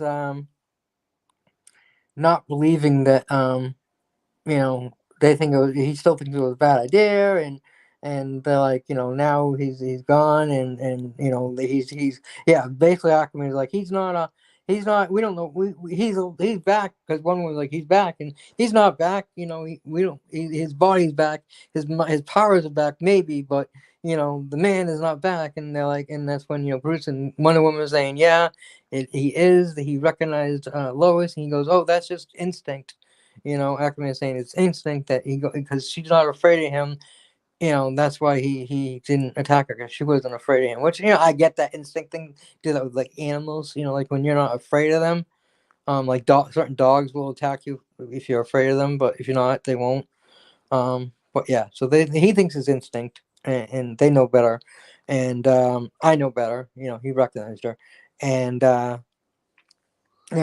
so they just devised a plan to attack. They're gonna have to attack Steppenwolf face on. His defenses aren't as strong trade on because, like they said, he didn't think anyone would be stupid enough to attack Hell, and crazy enough, whatever. And of course, they don't have a choice. They realize that Cyborg is the key. He has to get into the mother box, 3 mother boxes, and get them not to unify. They can't let them unify, or it's going to be the end of the world. And the Flash is supposed to run super fast as he's ever run before, and he's running in this giant circle to build up speed, so he can go so fast he pushes Cyborg into the mother boxes, so he can destroy them from the inside out. And Batman decides he needs to destroy the tower to get rid of the dome that's around the complex. So they go there. The Flash runs around. Batman, Superman, and Aquaman are busy fighting Steppenwolf and some of the parademons, and they're having quite a battle between them. And this is where Steppenwolf says to Wonder Woman, that it's a shame that she wasn't there to save her sisters because she could have, because he's recognizing Which that she's really tough, digs under her skin. and he's really trying to get under her skin again, like he did the first time, and again it didn't work. It made, you could tell it made her a little mad, but it just made her focus, you know. Um, so they're fighting. They're having a hell of a battle. Cyborg is over there. At one point he kind of knocks them both away, and he goes after Cyborg, and then they end up smashing through the floor, and then Cyborg flies back up. Steppenwolf goes to fly back up to follow him, and that's when Wonder Woman grabs him with her lasso, and pulls him down by his, just tries to pull him down, and she can't quite get it. And Aquaman comes on and grabs the lasso as well, and pulls him down, and Cyborg goes to do the box, and Steppenwolf still ends up coming back, and uh, they yell for the Flash to come, and he gets shot, and a Parademon actually shoots him, lucky shot, and trips him, and he's burned. He's not dead, but he's burned, and he basically got knocked all his momentum out.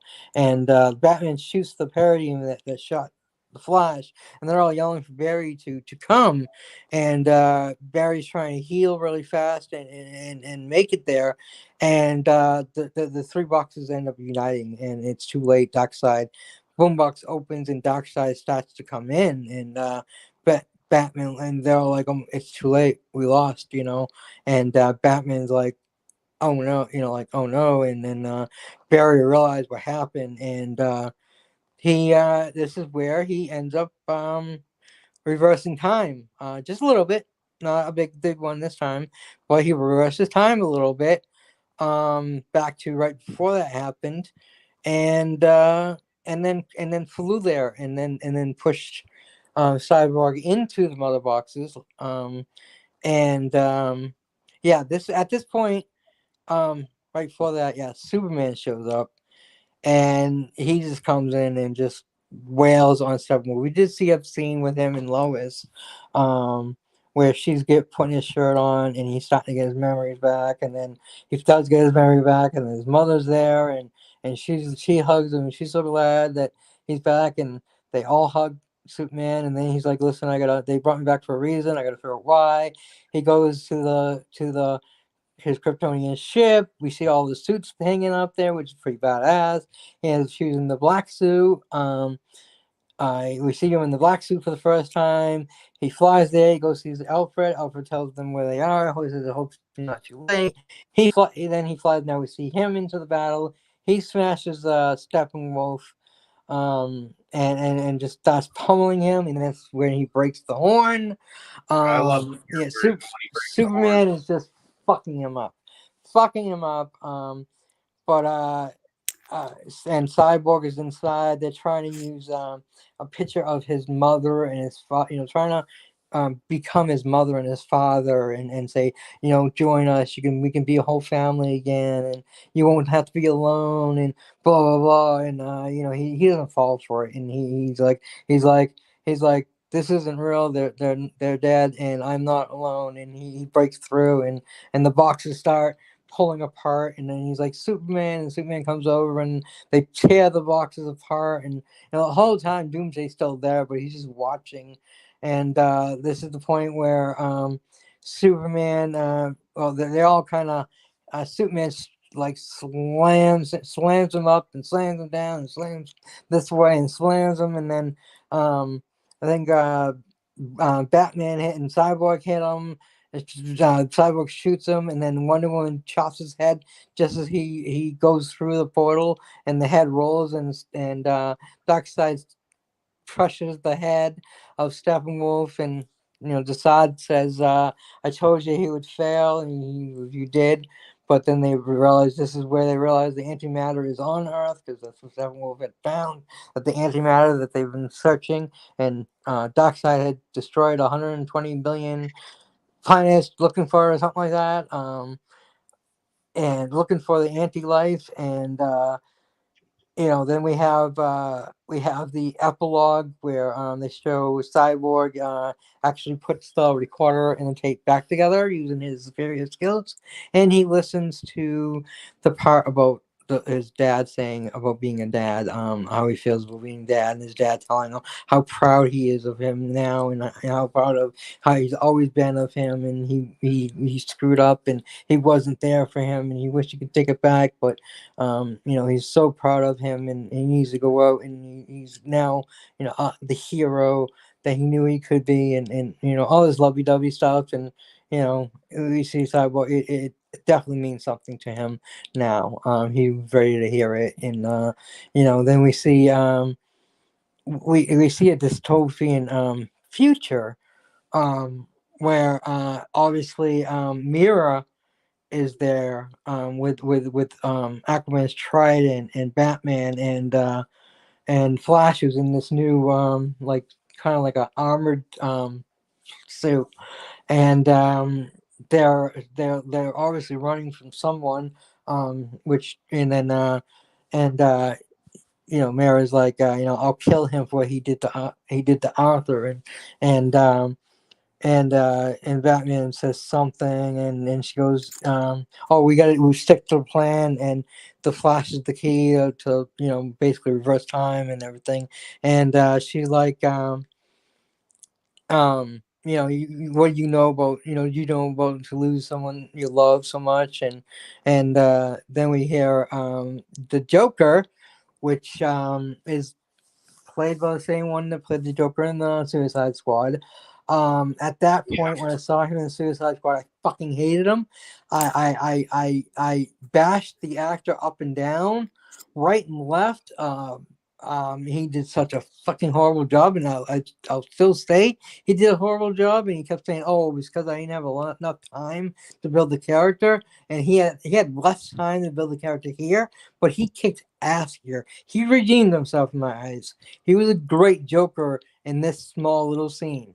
Okay, so he's like, "Oh, contraire, Batman knows all about losing the ones he loves, like say a father and a mother." And Batman's like, "Careful what you say next." And then he's like, he says a couple other things, and Batman's like, "That's not being careful," And then Joker goes into his little spiel about how he's gonna help them because, well, no, he may be a chaotic asshole, but I guess he doesn't want the world like the way it is either.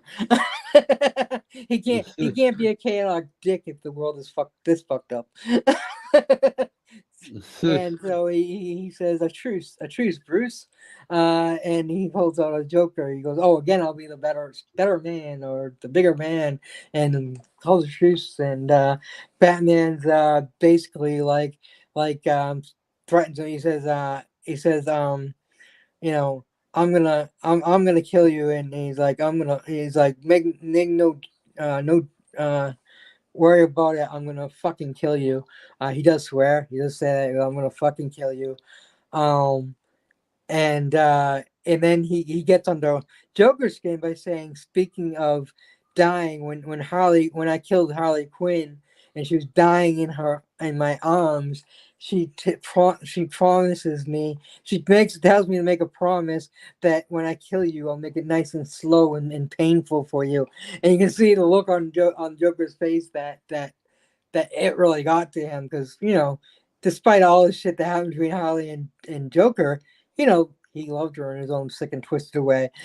So to hear that one, Batman killing her, and then bringing it up, and then her last words, and then he's like, good Batman, like you're playing by the same trick I am, and that was a good one. Kind of gave him a kudos there. I love that scene.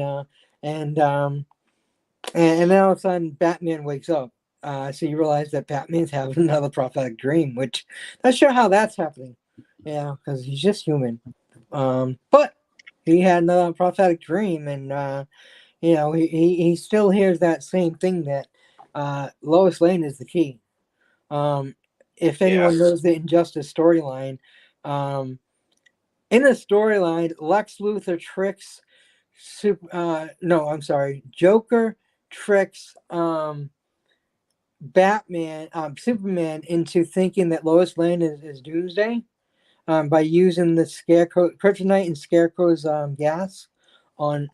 tear gas on Superman, and he brings her. She's pregnant, and he brings her up in the atmosphere, out of Earth's atmosphere to kill Doomsday. Only it's not Doomsday, and he realizes at the last minute that it's his wife and unborn child that he has in his arms, and she dies in his arms, and he comes back just and kills the Joker.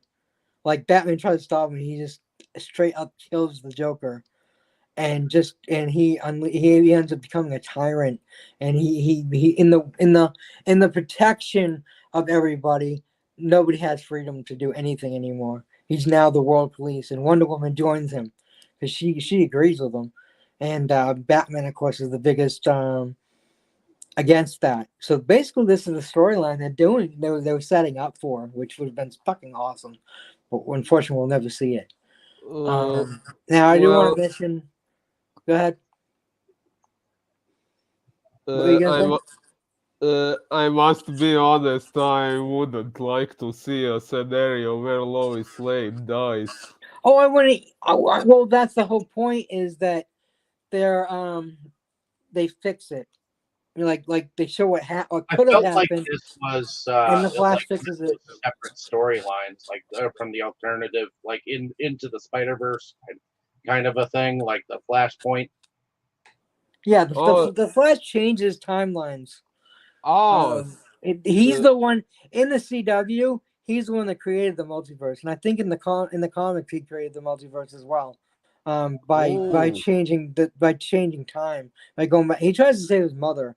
Every time. That's what the solo Flash movie is going to be. Is he goes back in the past because he wants to save his mother, but he can't save his mother because, um, that undoes everything. Like, okay, so the Reverse Flash goes back to kill the Flash's mother, trying to stop the Flash from becoming the Flash, but and therefore he would stop himself from becoming the Reverse Flash because he became the Reverse Flash because of the Flash.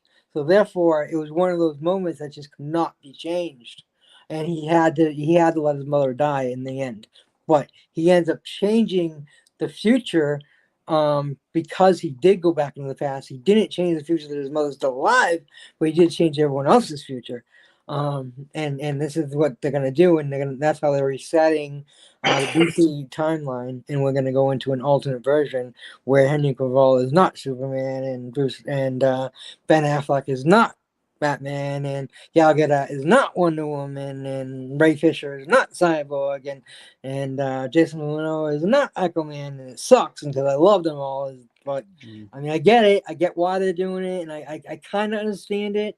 I mean, I understand it, and I kind of like okay, and I hope it's good, but it still sucks because the end of Shazam, where we actually saw Henry Cavill as Superman, was fucking awesome. If you haven't seen it yet, spoiler alert, sorry, but go watch Shazam. Not Shazam. I'm sorry, Black Adam.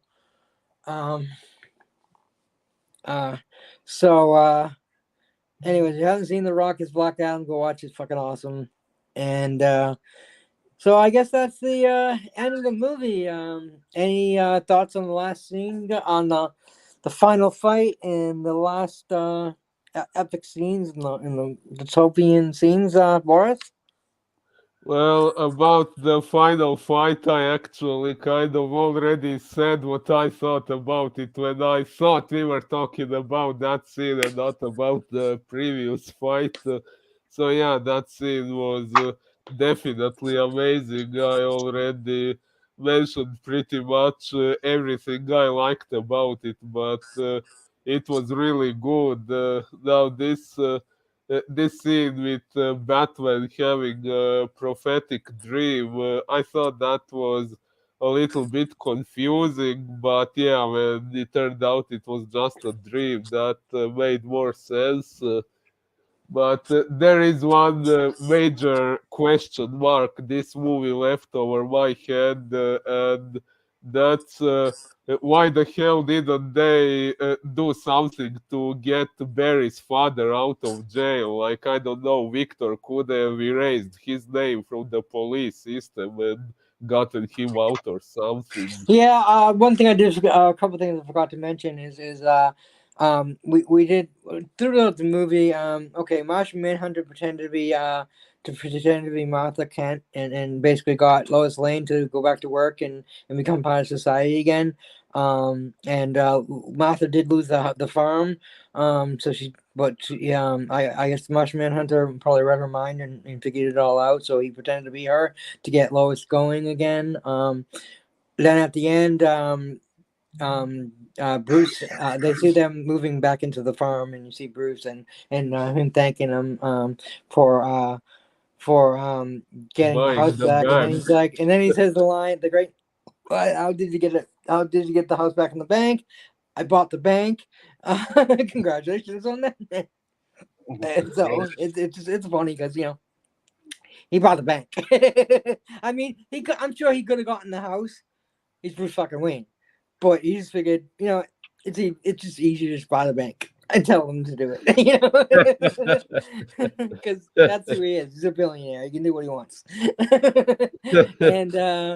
And yeah, I agree. Like they could have had Cyborg getting the father out of jail. I never even thought of that. You're right. They definitely could have, or shown somehow. Barry found a way to prove it or something. Because he in other iterations he does get out of jail. He does get out of jail. He is out. And I love in the CW show. It's actually the guy who played the Flash in the '90s TV show who plays Barry's father in Yeah. the CW show. And I love how they do that. And then he actually plays the Flash again when they do the whole multiverse storylines, which was fucking phenomenal. One of the best parts of the CW shows ever. The best crossover and just so fucking great. But anyways, and one other thing I forgot here was at the very, very, very end, we see the Martian Manhunter show up outside of Batman after he wakes up from the nightmare, the dream, whatever you call it, and he realized that he's the same one who showed up as Martha. Oh no, I already knew who he was. I knew he was Martian Manhunter, but Batman knows nothing about that. I already knew who he was. As soon as they showed him as Martian Manhunter for like a split second, and I knew who he was. Martha. Well, to me, he kind of looked like one of those like dragonfly hornet looking mothers. Martian Manhunter. And the first time you see him, yeah, he No, transformed one of them outside. He looked like Martian Manhunter the first time you see him. They skipped that scene in the theatrical version too. That's not there. Or this end scene. But so he basically tells Batman who he is. That he realizes that he needs to start fighting too. I mean, he probably would have been useful for the fight with Steppenwolf the Dark Side, but he has powers similar to Superman. He's pretty strong. He ends up giving up his powers to save Superman in the comics. He saves Superman. I forget what exactly happened, but someone saying he transfers his powers to Superman and saves him, or Superman gets his powers back. I don't know exactly what it is, the story, but sounds interesting. Something to read. But yeah, so and then he's like, and some people call me Martian Manhunter, and of course everyone else knows Martian Manhunter, John Jones. A lot of iterations. He's a cop. In Supergirl, he ends up being the head of DOD. And he took over the personality of the real John Jones, who is a racist dickhead that was a scumbag, and he took his identity in the Supergirl. So yeah, but anyways, yeah, there's been different iterations of John Jones too, and then yeah. So so Dave, what are your thoughts on the final fight and that dream that Batman had? Give us thoughts on those scenes. Well, my thoughts on the final fight is I loved it when Wonder Woman like sliced dude's head off and Yeah. threw it to a hawk. Yeah, I mean You know? that whole thing was kind of like a football game where they were tossing Steppenwolf around like a football. Pull down. Yeah, what Superman showed up last minute, of course, as always. Well, yeah, he showed up last minute in the theater version, but the fight was a lot shorter and nowhere near as Yeah. good as good in the theater version at all. This was an epic fight. This was a fight worthy of an epic movie. So, But and yep, go ahead. I did like the whole lead up to it too. I mean, it was pretty cool that we got to see this kind of a fight of all the different like metahumans, you know. So you had the Superheroes Flash trying to get Cyborg into to the fucking Unity thing. into You the had mother boxes. yeah. And it was pretty tight knit for a little bit. I mean, you Well, had they did fail, and the Flash had to go back in the past, go back in reverse time a little bit. You know, which is the first and I time he does. do have to like uh the little pea shooter machine that Batman was in. Um, Right. Where he's that came having the out from his parademons vehicle. chasing him. Yeah. Yeah. Hmm. And they all realizing that Batman In they all Justice realize League. that Batman doesn't think he's gonna live through that. Like he's prepared to die. I think Batman's always prepared to die. That's just how he is. Like the other movie we just watched, the first night, like how he wins fights. Like I think that's exactly the way he always goes into fights too. Like go in like you don't care or die if you die. You know, like that's how Batman is. You know, I mean, he always has plans and plans and plans and plans on top of plans, but at the end of the day, he's gonna take a motherfucker out, and if he gets taken out too, so be it. He'll make sure somebody goes with him, though. I mean, that's how I feel about Batman, and they definitely point that out in this part. Anything more to say about that? Not that I know of. I mean, it What was about the dystopian future that Batman? We end up seeing that as Batman's dream. Any thoughts on that? the dream. I don't know. I kind of felt like it was a flashpoint moment where when like on the CW when he went to a different timeline or an alternate universe, you know, it felt like an alternate universe because you had the Joker there, and you had that dude that was told to go after them to begin with, you know, as part of that Dark little side. posse. It wasn't Dark Side. It was that dude with the mohawk looking thing. Oh! You're talking about Slade Wilson, Yeah, Slade Wilson, who Deadshot, or I always get the two confused. There's the Marvel one and the DC one, and they're almost exactly alike, as usual. Yeah, yeah, because you saw that. Oh, I just get the scene where Lex Luthor gets out of jail. He's on a yacht. And then he tells him he wants to kill Batman and he's going to do it for free. And he tells him, well, the real name of Batman is Bruce Wayne. And then he celebrates, and then we see him there in the future. Obviously, he doesn't kill Batman, and he ends up joining forces because, again, even though he's a villain, he doesn't want the world to fucking end. So, yeah. Kind of like Spike and Buffy, because they may talk big, but he likes having his happy meals on legs.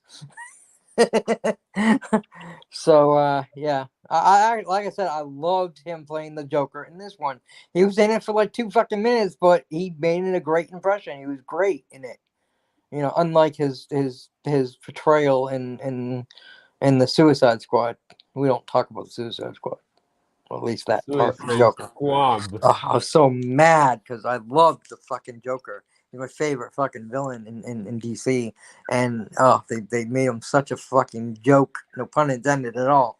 It's fucking horrible the way they did that in the Suicide Squad. I liked the movie, but yeah, that pissed me off. But what about you, Tammy? Thoughts on the final fight? Well, the final fight was awesome. How could it not be? I mean, you had them all there, Yeah, and Superman he just like mopped the floor with dude. yeah, broke his horn and everything. Yeah, it was just yeah, And I love the part, where when when Flash finally did get to zap Cyborg, hmm and he's trying to pull the blocks apart, and he hmm asks for Superman, and Superman comes and helps him finish pulling them apart. yep, yep, That was really good. it was. And well, I guess I kind of like Stephen Wolf kind of got like his in the end when you know the uh the dark half is trying to come through or whatever, opens that Oh, portal, Dark Side. dark side, and Wonder Woman cuts off his head and his body go through it, and Yep. and then he just like finishes it off when he gets through that porthole. Well, I mean, I think Steppenwolf's already dead. He just crushed the head Yeah, because he's mad that Steppenwolf failed, and so yeah. Well, it was great. It was definitely a sprow, and a funny thing how his head just rolls, and it's just because you can't Wow. really tell where Wonder Woman cuts at first. You see her cutting down.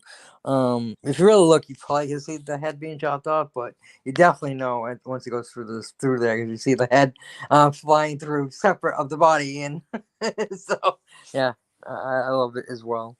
Now, what do you think of? What are your thoughts on the dystopian future, the dream, of Batman? that dream was freaky, Yeah, Mhm. definitely. Yeah. Yeah. very freaky. We were wondering, is the oh geez, what's it is the part about Lex part of the dream? What? Is the part of Lex being escaped part of the dream? No, no, No. no. Lex escape. Lex did escape. That was Okay, so real. that's not part of the dream. No, Lex Junior did escape, and he was on the yacht, and he was hiring um Deadshot, or was it Deadshot? I don't know. Anyways, they hired the mercenary, and he basically says you'll do it for free to kill Batman because he has his own grudge against him, and that's when he's like, well, probably help you to know that Batman is Bruce Wayne. So he lets out the secret because Lex Luthor found it out. So this is the beginning of what was it, the Injustice Society, is what they end up calling, or Injustice League. In the Super Friends cartoon, they called it. So I think they were going to start that, and Lex Luthor was in charge of that. And so he was going to build his own team. And at some point, Joker was kind of on it, but I think he got kicked out a few times because Joker doesn't play well with others except for Hurley, kind of, sort of. Hurley, yeah. It doesn't take orders very well either. But yeah, so that I think would have been so fucking awesome. I mean, this set up for a trilogy. So if it looks like it set up for some more, it did, and it was supposed to be. Now I'm gonna. I love the final scene, especially when Superman just flies, and then yeah, they were fighting and doing pretty good. But they were doing better this time than the first time. But still, they weren't quite getting there, and then Superman comes in and just you know fucks him up. And I think that's the only way they could do it, is for Superman to come in the last minute, because they wanted to showcase everybody else's strengths, and let them do something. Because once Superman shows up, it was over, basically. And you know, 'cause Superman's so fucking powerful. That's why some people don't like him. He's my favorite fucking character, hands down. I love Batman too. Batman's a very close second. And I obviously love Wonder Woman. I love them all. But Supergirl is my favorite female superhero. I just have a thing for Super. You know, I had a crush on Supergirl when I was a kid, and you know, and I don't mean like different actresses playing Supergirl. I mean actually the character of Supergirl. I mean, yes, Helen Slater was super hot as Supergirl in the 1984 movie, and of course the Smallville Supergirl is the hottest of them all. Kira, the one who played Kira, Supergirl in the movies and TV shows, she's pretty good looking. I wouldn't say she's hot. I say she's good looking. She's more the girl next door type, which I really like. But she's good looking. She's definitely great looking. You know, they've always had great looking girls, but I've just always had a thing for Supergirl. You know, the skirt version. You know, she's supposed to be in the skirt. God damn it! I don't care if you think it's sexist. Don't care. Ah, With Supergirl fuck. in her skirt, and she's a powerful woman. And I guess I was attracted to powerful women too. And you know, I just always had a thing for Supergirl, and Superman's always been my man. He'd be like my, you know, like my best friend, my brother. You know, like just I love Superman. Always was my biggest. Not the biggest fan, but yeah, my mother got me into Superman too. My mother was a huge Superman fan. Um, before I even saw Star Wars, I was a Superman fan. Um, you know, so I was a Superman fan before Star Wars came out. Little known fact that isn't just Star Wars. Been a fan for Superman. Maybe I think Batman too. I'm pretty sure I was a fan of Batman before. I don't know exactly when I became a fan of Batman. I remember watching the TV show with my mother all the time. My mother liked the show, but she hated the bam, pow, smack. Like she hated the words popping out like a comic book. She hated that, but she did enjoy the show. So I was kind of I liked it. I liked the words popping up like that, especially as a kid. And I saw the very first version when Batman didn't even have the Batmobile, and Alfred drove him around in a Rolls Royce as like I think it was Rolls Royce. So drove him around in something, and he'd get changed in the back of the car back to Bruce Wayne. The really old versions of Batman. So yeah, I've definitely been a fan of Superman and Batman, and of course Wonder Woman. I did have the underoos of Superman and Batman, and not Wonder Woman because I wasn't into wearing girls' clothes, and I still not. I love Wonder Woman, but I won't wear her clothes. But underoos, if anybody doesn't know, were a thing that basically it would be like Superman's outfit, but it'd be like, you know, underpants and an undershirt that was like the red Superman pants as underwear, and then the shirt would be like the Superman symbol on a blue shirt that you wore for bed. And they called underoos, and they had a Batman version, and of course they had a Wonder Woman version for girls. So unfortunately, they didn't have Supergirl version for girls. So girls only got one version. They didn't get a Batgirl either. So yeah, it is kind of funny how it's Superman and it's Supergirl, Batman, Batgirl. They don't do Batwoman. They don't do there is later there is a Batwoman. Not Barbara Gordon. She never becomes Batwoman. Is there a different Batwoman? They have a few different Batwomans. And then there's a Superwoman that's Lois Lane from an alternate universe where Lois Lane is bad and she has superpowers, and Superman is called Ultraman, and Batman is called Owlman, and he has an owl outfit. Only it's not Bruce Wayne, it's his father. His father in this timeline, Bruce's mother gets killed, and Thomas lives, and he becomes well, there's other versions where he becomes Batman, but in this one he becomes Owlman. And Superman, Ultraman, has a thing with Lois, because basically he can't control himself, I guess, when he's having sex, so she's the only one he can actually have sex with. But Batman has a thing with her, and they have sex too. And Superman or Ultraman is mad about it because he's like, she's the only woman I can actually be with. Never mind, whatever. But so there's like a sexual love triangle between them. I don't really know the story too much on it, but it's interesting. Alternate universe with them being the bad guys. I don't know who the good guys are, but yeah. So I bet you'd check into that one, dude. You'd like that Owl Man. I have him, and in the game I used to play, I have the character Owlman. So, yeah, he has an owl suit instead of a bat suit. Good. So you should Interesting. definitely, you being you and loving your owls, should definitely check it out. So I guess we should do production. Boris, what do you think of the production? Oh, I definitely think the production was great.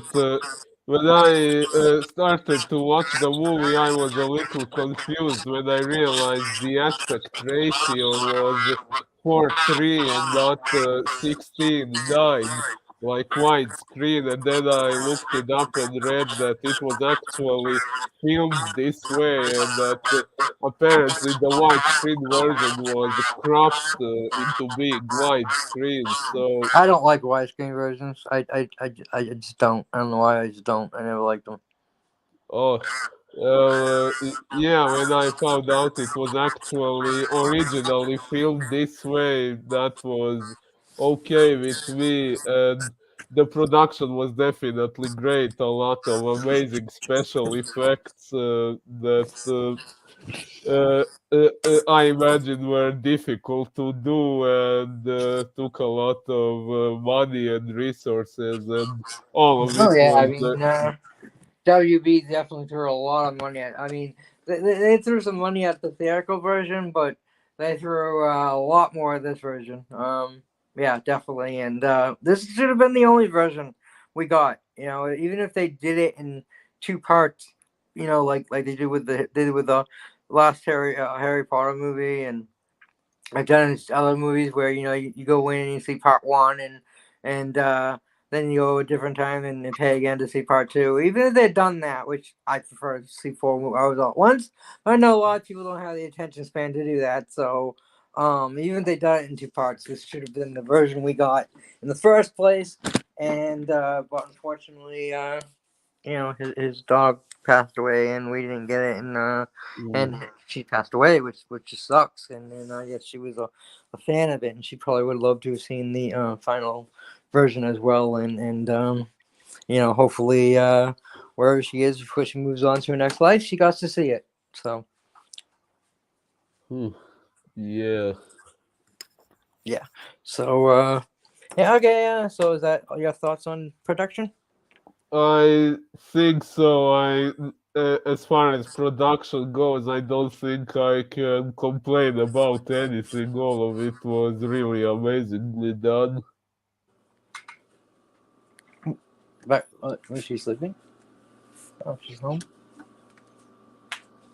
Who? Oh, I'm sorry. I was. Don't worry about it.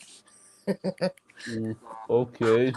And I guess on production, I really liked the production on this film. I liked the CGI and the fact that there was more blood, more decapitations, more story line behind the characters. Um, I think this cut was definitely needed for to show the full spectrum of what happens when a studio gets something wrong.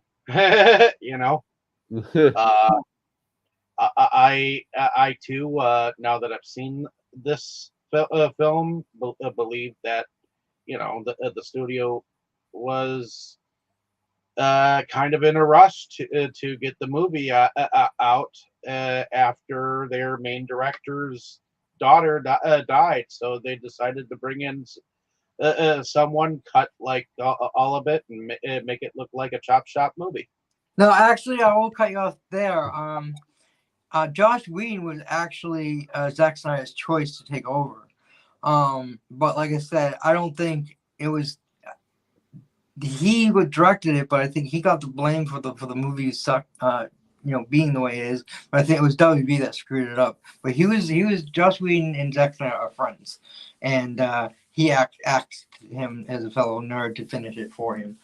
So I kind of believe that the studio fucked it up, but in every relationship, in every argument, both people are to blame.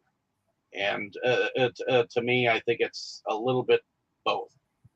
So no, Buffy, Avengers, everything Joss Whedon touches is fucking awesome. I've never seen Firefly, but everyone fucking loves it. So everything he touches is awesome. People have an issue with him, and personally and professionally, like there's issues. Okay, I admit that. But his job, actually, everything he makes is awesome. I 100% believe that. Like, it didn't make any sense that Joss Whedon would have made the Justice League like that, and I fully believe it was the studio. And I'm sure he fought back, but ended up losing, and I'm surprised he didn't walk away from it, but he probably didn't because he promised to do it.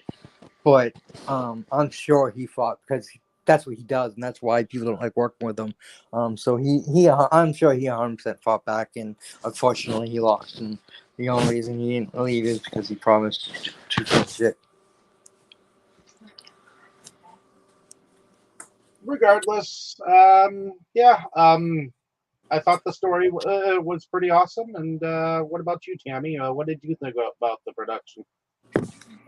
I thought it was really good. I mean, obviously there was a lot of CGI stuff in it, but I think it was done well, and you got to see a lot, um, a lot of different things in the fight sequences and everything, and you get to see like um, all the different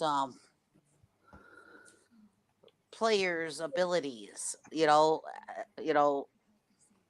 As it went on. I mean, you get to see how well Wonder Woman could take care of herself and fight and everything, and you get to see the Flash kind of like getting to know his ability in a way even better throughout it, and come into his ability even better.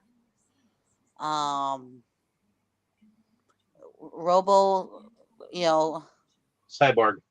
Cyborg, he same thing. He started.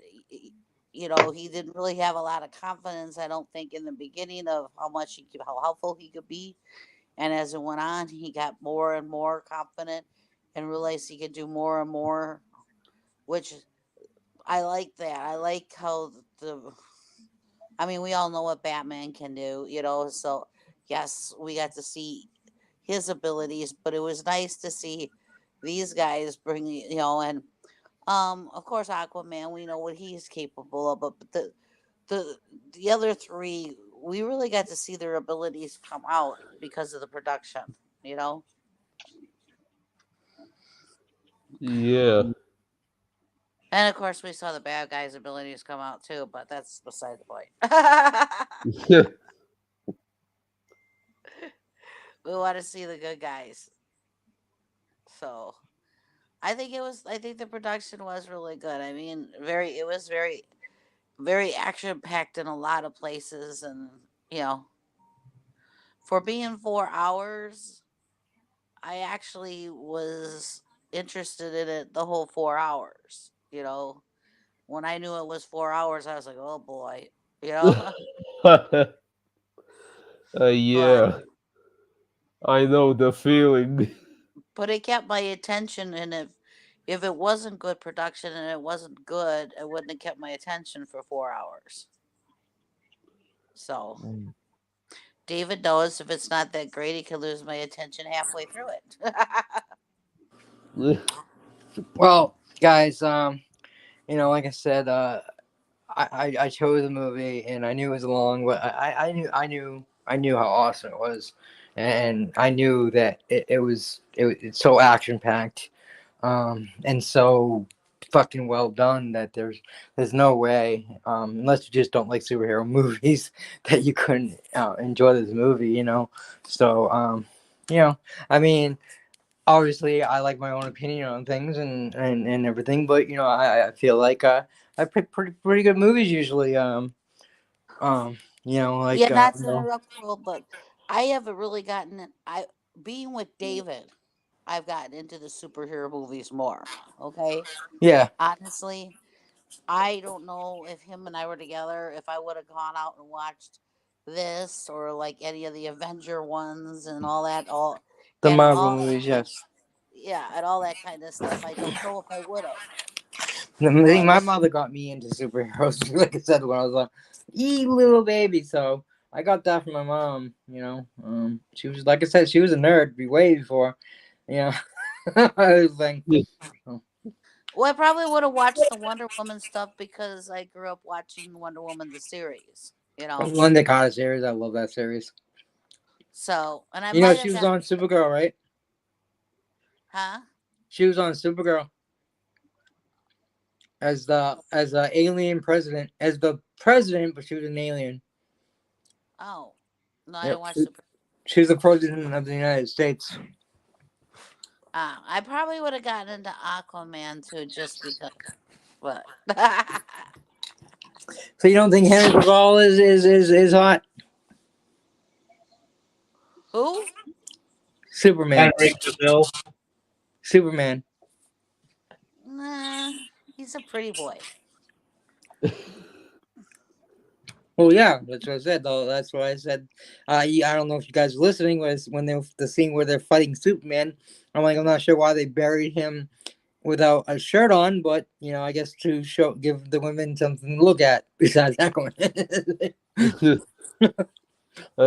I was who, listening at that who point. gets buried in their fucking in a pair of pants and no shirt, like, and no shoes, like, you know?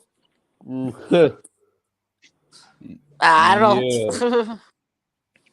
So my thought on productions, same as you guys. Yeah, it's fucking phenomenal. Of course, the CG was perfect. I mean, I've never had an issue with CG, but I don't think anybody had an issue with this CG. They everyone thinks that I know of. I mean, there's probably Sony out there, but there always is. I think a lot of people had problems with more with Batman versus Superman than they did this one. Well, they had issues with the theoretical version of Justice League, and there wasn't issues really of CGI with the exception of CGI of Doomsday was horrible, and I agree, it was horrible. But the whole thing of Doomsday shouldn't even maybe introduced, but it shouldn't have been ended. It should have been a trilogy, definitely. I think they screwed that up. As much as I enjoyed the movie, I saw that at the theaters as well, and yeah, at the time. But yeah, he definitely looked like a giant ninja turtle or a giant turtle, and yeah, he definitely looked nothing like. I mean, they've had different versions of Doomsday, like those the Smallville version and whatever, which was closer to the comics than that movie ever was. So yeah, they definitely screwed up with that. I get they change things when they do movies, and I like changes, but sometimes you should just stick to the original, and not try to change what he looks like and try to make him look like this fucking giant turtle like alien, because it looks stupid. I wish they in the comics the fight wasn't Superman, Doomsday, Superman, Batman, Wonder Woman. It was fucking all of them, with the exception of Green Lantern, which Doomsday was green. So Hal would have been able to like kind of take care of him, but Hal was off world saving somebody, the planet, whatever, and he comes back, and Superman's dead, and then Los Angeles ends up getting destroyed, which was his hometown, and that was led to him becoming Parallax and a villain, which is awesome storyline. 0 Hour, if anyone's I've actually read that twice. I read that before the comic book club, and then when it first came out, and then I read it for comic book club. 0 Hour is fucking awesome. When I found out it was Hal Jordan all along, If you haven't read it, guys, I'm sorry for the spoiler. But wow, when I found out, I was like, "Holy shit, really? Wow!" Hal Jordan's always been my favorite Green Lantern, so to see him become a bad guy, but I basically he wants to reset the world, and the same thought of burning it down first. Now there was a big villain, and seemed to be behind it, but he wasn't. He was being puppeted by Hal Jordan. So Hal Jordan was actually the one behind it. He actually destroyed the Green Lantern Corps and took all the lanterns and took all the power and became like a god. And he wanted to bring Superman back and Los Angeles back and everything back, and so he wanted to destroy all the multiverses and put them into one multiverse and make one multiverse right. And like I said, it was an awesome storyline. There's a part where there's a Batgirl from an alternate timeline where she kind of helps Hal Jordan because she knows if she doesn't, she's gonna die. She's gonna be gone. She's gonna cease to exist. So you kind of feel bad for her because from her point of view, he's not the bad guy because she'll cease to exist if she does help the good guys. So it's just messed up. There's Superman and there's a Superboy, but it's not Superboy as in Connor Kent. It's Superman as a young boy. At the same time, like all the timelines and the multiverses are merging together, and it's such an awesome storyline. You really should read them if you never have. It's such an awesome story. 0 Hour is the name of it. But yeah, this production, like I said, was awesome. And but yeah, unfortunately with Batman or Superman, we never would see all the superheroes. Like, there was like literally like hundreds of superheroes fighting against Doomsday, and of course Superman finally took him out and then died himself, but really didn't die. It was a coma. But at first we thought he was dead. And yeah, so it was incredible. I knew they would never do. They've done Doomsday before, and it is the Justice League versus, but it was a very small version of Justice League, and I expected that. It would be nice if they did a bigger version at least, but it should have been a Justice League movie, and it should have been down the line. Doomsday should have been maybe after Darkseid or something. Not saying Doomsday is worse than Darkseid, different villains, but that's just my opinion on it. Because there were a phenomenal storyline with Doomsday, and the novel was awesome. So I would like to have seen that. They have done it in animated, The Life, Death of Superman in animated, and they've done a pretty damn good job. The animated DC has knocked it out of the park for years. They completely destroy Marvel when it comes to animated. They completely destroy Marvel when it comes to TV shows. Even though I like all the Marvel shows, they definitely kick their ass in comics. The only place Marvel's won is action movies, which is my favorite. So it's kind of annoying that they went. As much as I like Marvel too, don't get me wrong, but I'm still a bigger DC fan. Still a DC fanboy. Of course, Spider-Man's my Spider-Man's my third favorite superhero. It's Superman, Batman, Spider-Man. And yes, Spider-Man's Marvel for Tammy, just in case you didn't know. Marvel, Superman, Batman, DC. But still, overall, he's my third. And as far as females go, it's Supergirl, Wonder Woman, Storm. And Storm is an X-Men. She's my favorite X-Men. So I love the production. Like I said, it's fucking awesome. CG was awesome. Great job. What do you guys think of? What about music, Boris? Music? I actually Entirely new. What? The music was entirely new, but it was with That was awesome. the original composer that was supposed to go behind Zack Snyder's version of Justice League than Joss Whedon. It's just when he left the project, so did he. Right. I love the original. I love the I love the. But anyways, Boris, what was your thought, Boris? I actually thought the music was pretty good. I liked these songs we heard occasionally throughout the movie, and I was planning to look them up later. Well, I'm still planning to look them up. Well, yeah, they each seem to have their own theme song too. Yeah, I think they did such a great job. Like I said, I think the Aquaman one is probably my favorite, though. Just it was really, really cool I the like way they Wonder did it. I love Wonder Woman, but and that was closer to her original, probably. But as far as like music goes, like with singing and everything, it definitely, Aquaman is just you feel it, And that was without knowing the words. Now I know the words, or the gist of the words. And I still loved it. And what about you, Tammy? I think the Cyborg. I think I liked his because he had this really like beat to it, kind of like more of a rock beat, rock music. I think. I thought it was his music. It came on more than once around him. So Yeah.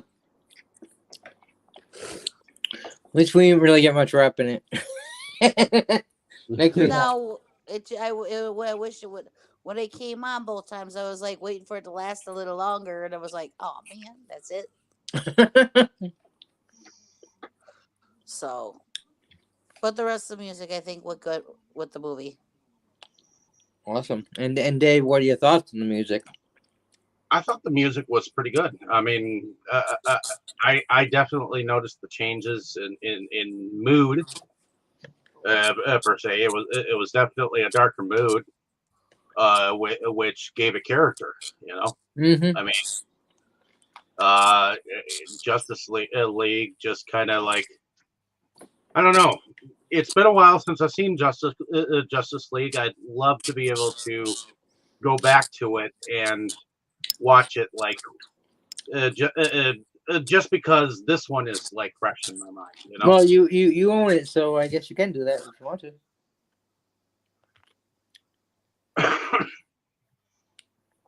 Welcome back, Tammy. What?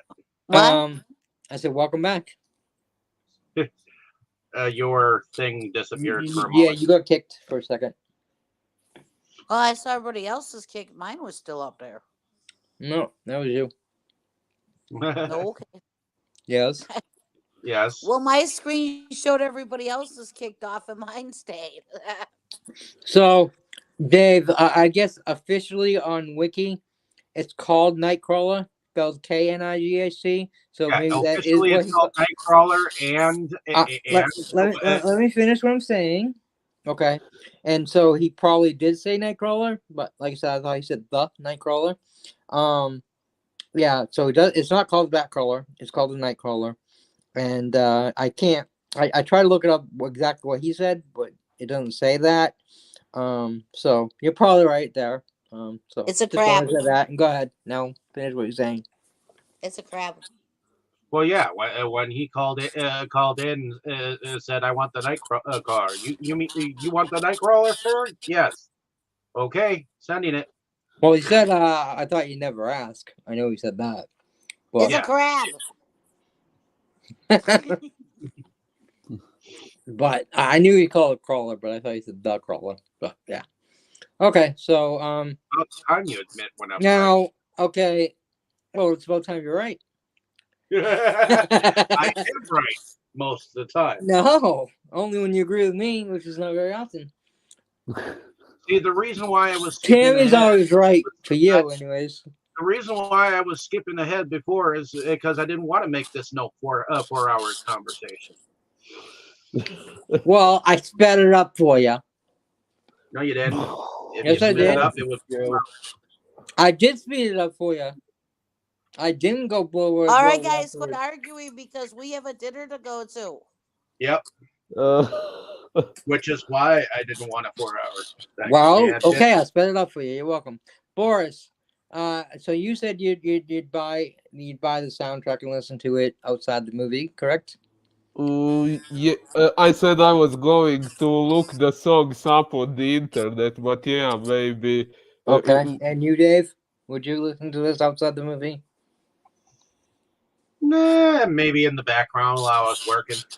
Yeah, me too. I don't usually, but what about you, Tammy? Would you listen I to mean, this I know outside I the listen movie? to Lord of the Rings in the background sometimes. Probably not because I'm not. I'm very very picky on what I like for soundtrack I'm super picky too, outside the but movies. I really like this one, so I might. Okay, so let's do favorite scenes real quick and favorite character.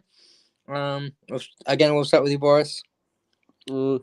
Favorite character, I want to go although. first. Okay, fine. Tammy, Okay. go first. I'm just Sorry, teasing. Boris. Well, go first, anyways. I was just teasing. Go. Go. Okay, my favorite character, of course, is Aquaman. Now, is he really your favorite character, or just because you think he's the hottest? He is the hottest. Well, I don't know. I Okay, think Ronald's pretty hot too. my favorite hottest character is Aquaman, but I guess otherwise my favorite character is Wonder Woman. Okay, Wonder Woman is the hottest character, by the way. But Hey, if I were to have sex with a superhero, it would be Aquaman. if I was to have sex with a superhero, it would be Wonder Woman or Supergirl. And if I had to go gay, you it'd said be you'd have Superman. sex with Aquaman, David? I'm just kidding. No, you know what? No, he's not. I was He's seeing who would actually pay attention. Yeah. Okay. Yeah. Actually, I did hear what you said, and Dave has the hots for Aquaman. That's what I heard. I Okay, was just Cupcake. wondering if I heard that correctly. Yeah, he said of all the superheroes, he would have sex with Aquaman. Not Supergirl, course, not Wonder Wonder Woman, Woman, not Batgirl, not But- Catwoman, but Hey, of David. course, Wonder Woman I would, but I actually had a of more. course, yeah, of course, We Hey, know what It was you David. really want, Dave. Aquaman's girl that he ran into, and she said that. Mirror.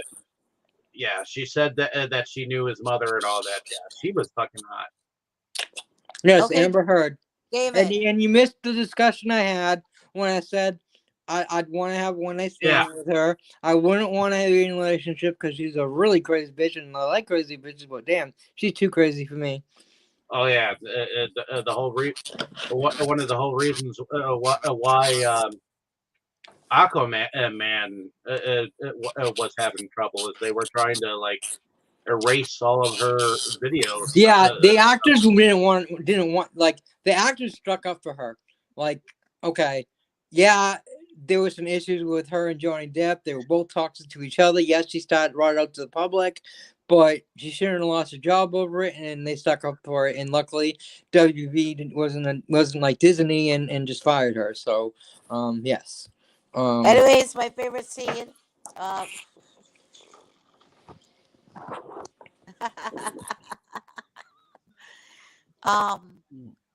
I think my favorite scene is actually the end fight because they all put their all into it. It was just so intense. Everybody showing off their own unique powers or whatever that they brought to the team, and it was just everybody giving their all. I mean, it was just that last fight scene was just awesome. But yeah, it was. So, okay, Boris.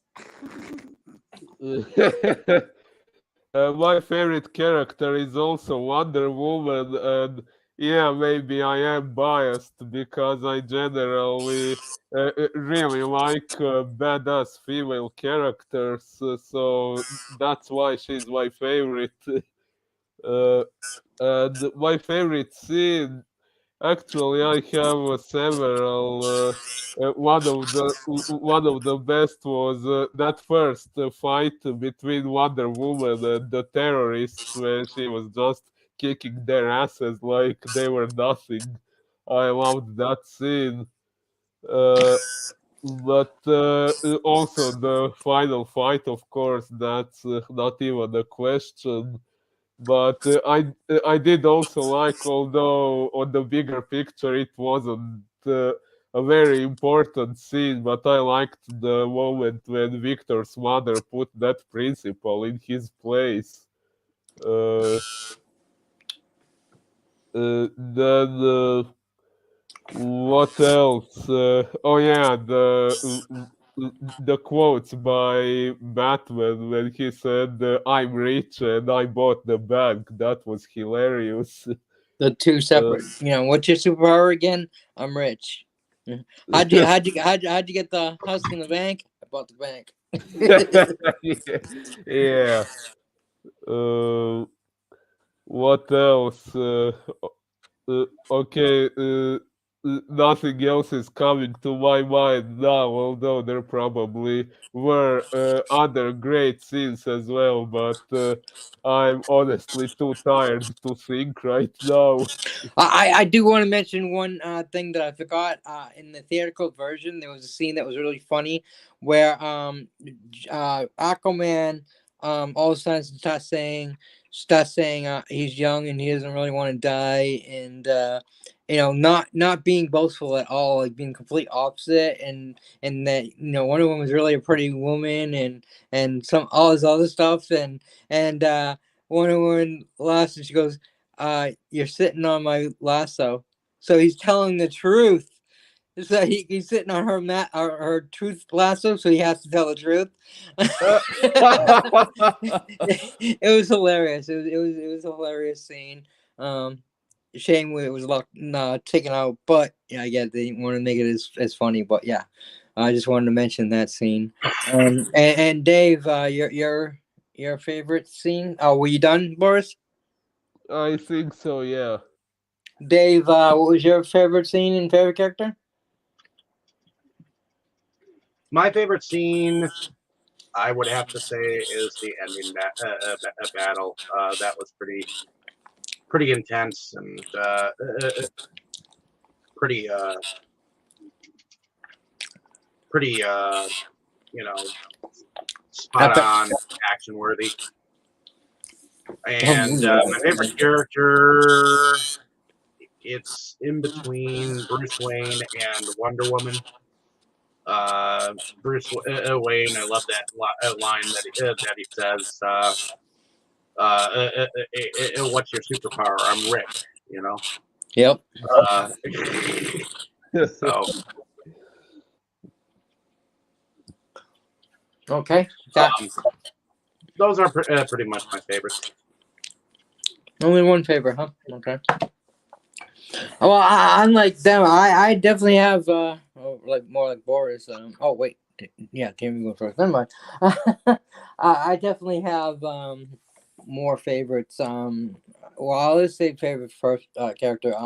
Okay, I do love Strong Women too, but like I've already said, Superman is the best. It is just my favorite always. I'm just a huge fan of Superman. So I love Wonder Woman. She's great. She's hot. Gal Gadot is great as Wonder Woman. I always like like I said, I have more of a thing for Supergirl than Wonder Woman, but yeah, definitely hot too. But I'm just a Superman fan. Huge, and like I said, I love Batman too, but Superman all the way. As far as favorite scenes, I've got so many. I really love when the Flash is running past Superman, and Superman turns to look at him, and the sheer look of terror on his face. Like Ezra Miller did such a great job of showing, like, oh shit, oh shit, he can see me, like in the super speed, and showing how fast Superman is compared to the Flash as well, and I just love that. Obviously the end scene, everyone mentioned that. Obviously, especially when the whole thing is great, but especially when Superman comes in and bam, and then starts pulling him and breaks the horn off and throws him around like a fucking rag doll and shit. It's just fucking awesome. The whole thing is awesome. I do. I do like that scene with the mother. I wouldn't say it's a favorite, but I'll mention that I do like it. And of course the liners. I'm rich, and again the bank one too. Definitely. Batman and the Flash both had some great lines in the movie. There was way more in the theatrical version, because like I said, that was a lot more friendly. Didn't really have didn't really have any blood or gory as much, and it's 2 hours shorter, so of course they lost a lot. But like I said, no, it's two, but there's more than a 2 hour difference, because this one took out things and replaced it with different things, as well as adding 2 hours. So yeah, I wouldn't say it's a completely different movie, but it's just like the theatrical version is just like a short story compared to the real story of the Zack Snyder's version. And definitely it's the short kid friendly version that you don't want to scare the little kiddies, and you tell them. Oops, what happened to Kroll? Don't know. Holy But shit. anyways, I think I actually had another favorite scene. I was just trying to get us finished.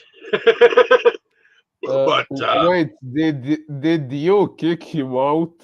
no, I did not. Oh, But another favorite scene I think was Wonder Woman and um, uh, her whole entire scene with the kidnappers. Accidentally kicked myself out and back.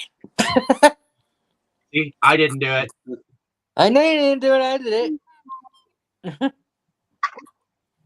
If you were gonna do it, you would have done it before when I was going play by play.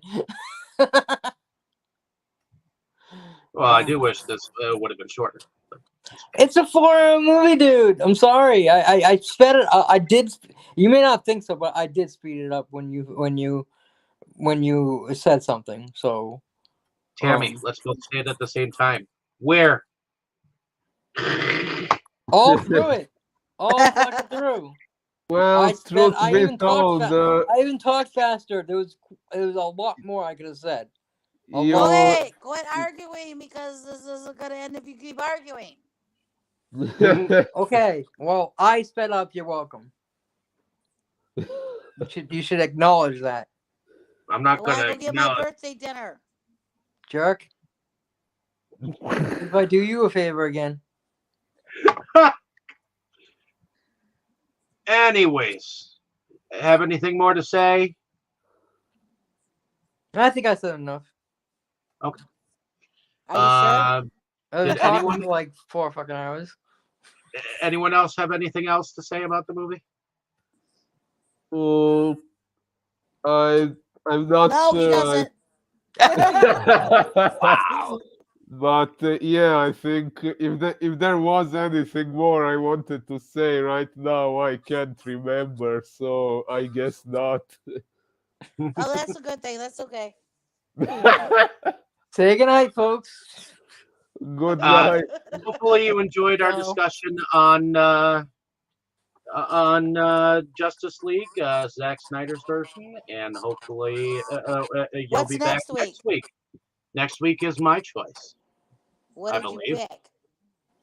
I think I still have to think on it for a little bit. So you'll know by tomorrow, at least. It'll be a And, horror movie. And ooh, weird.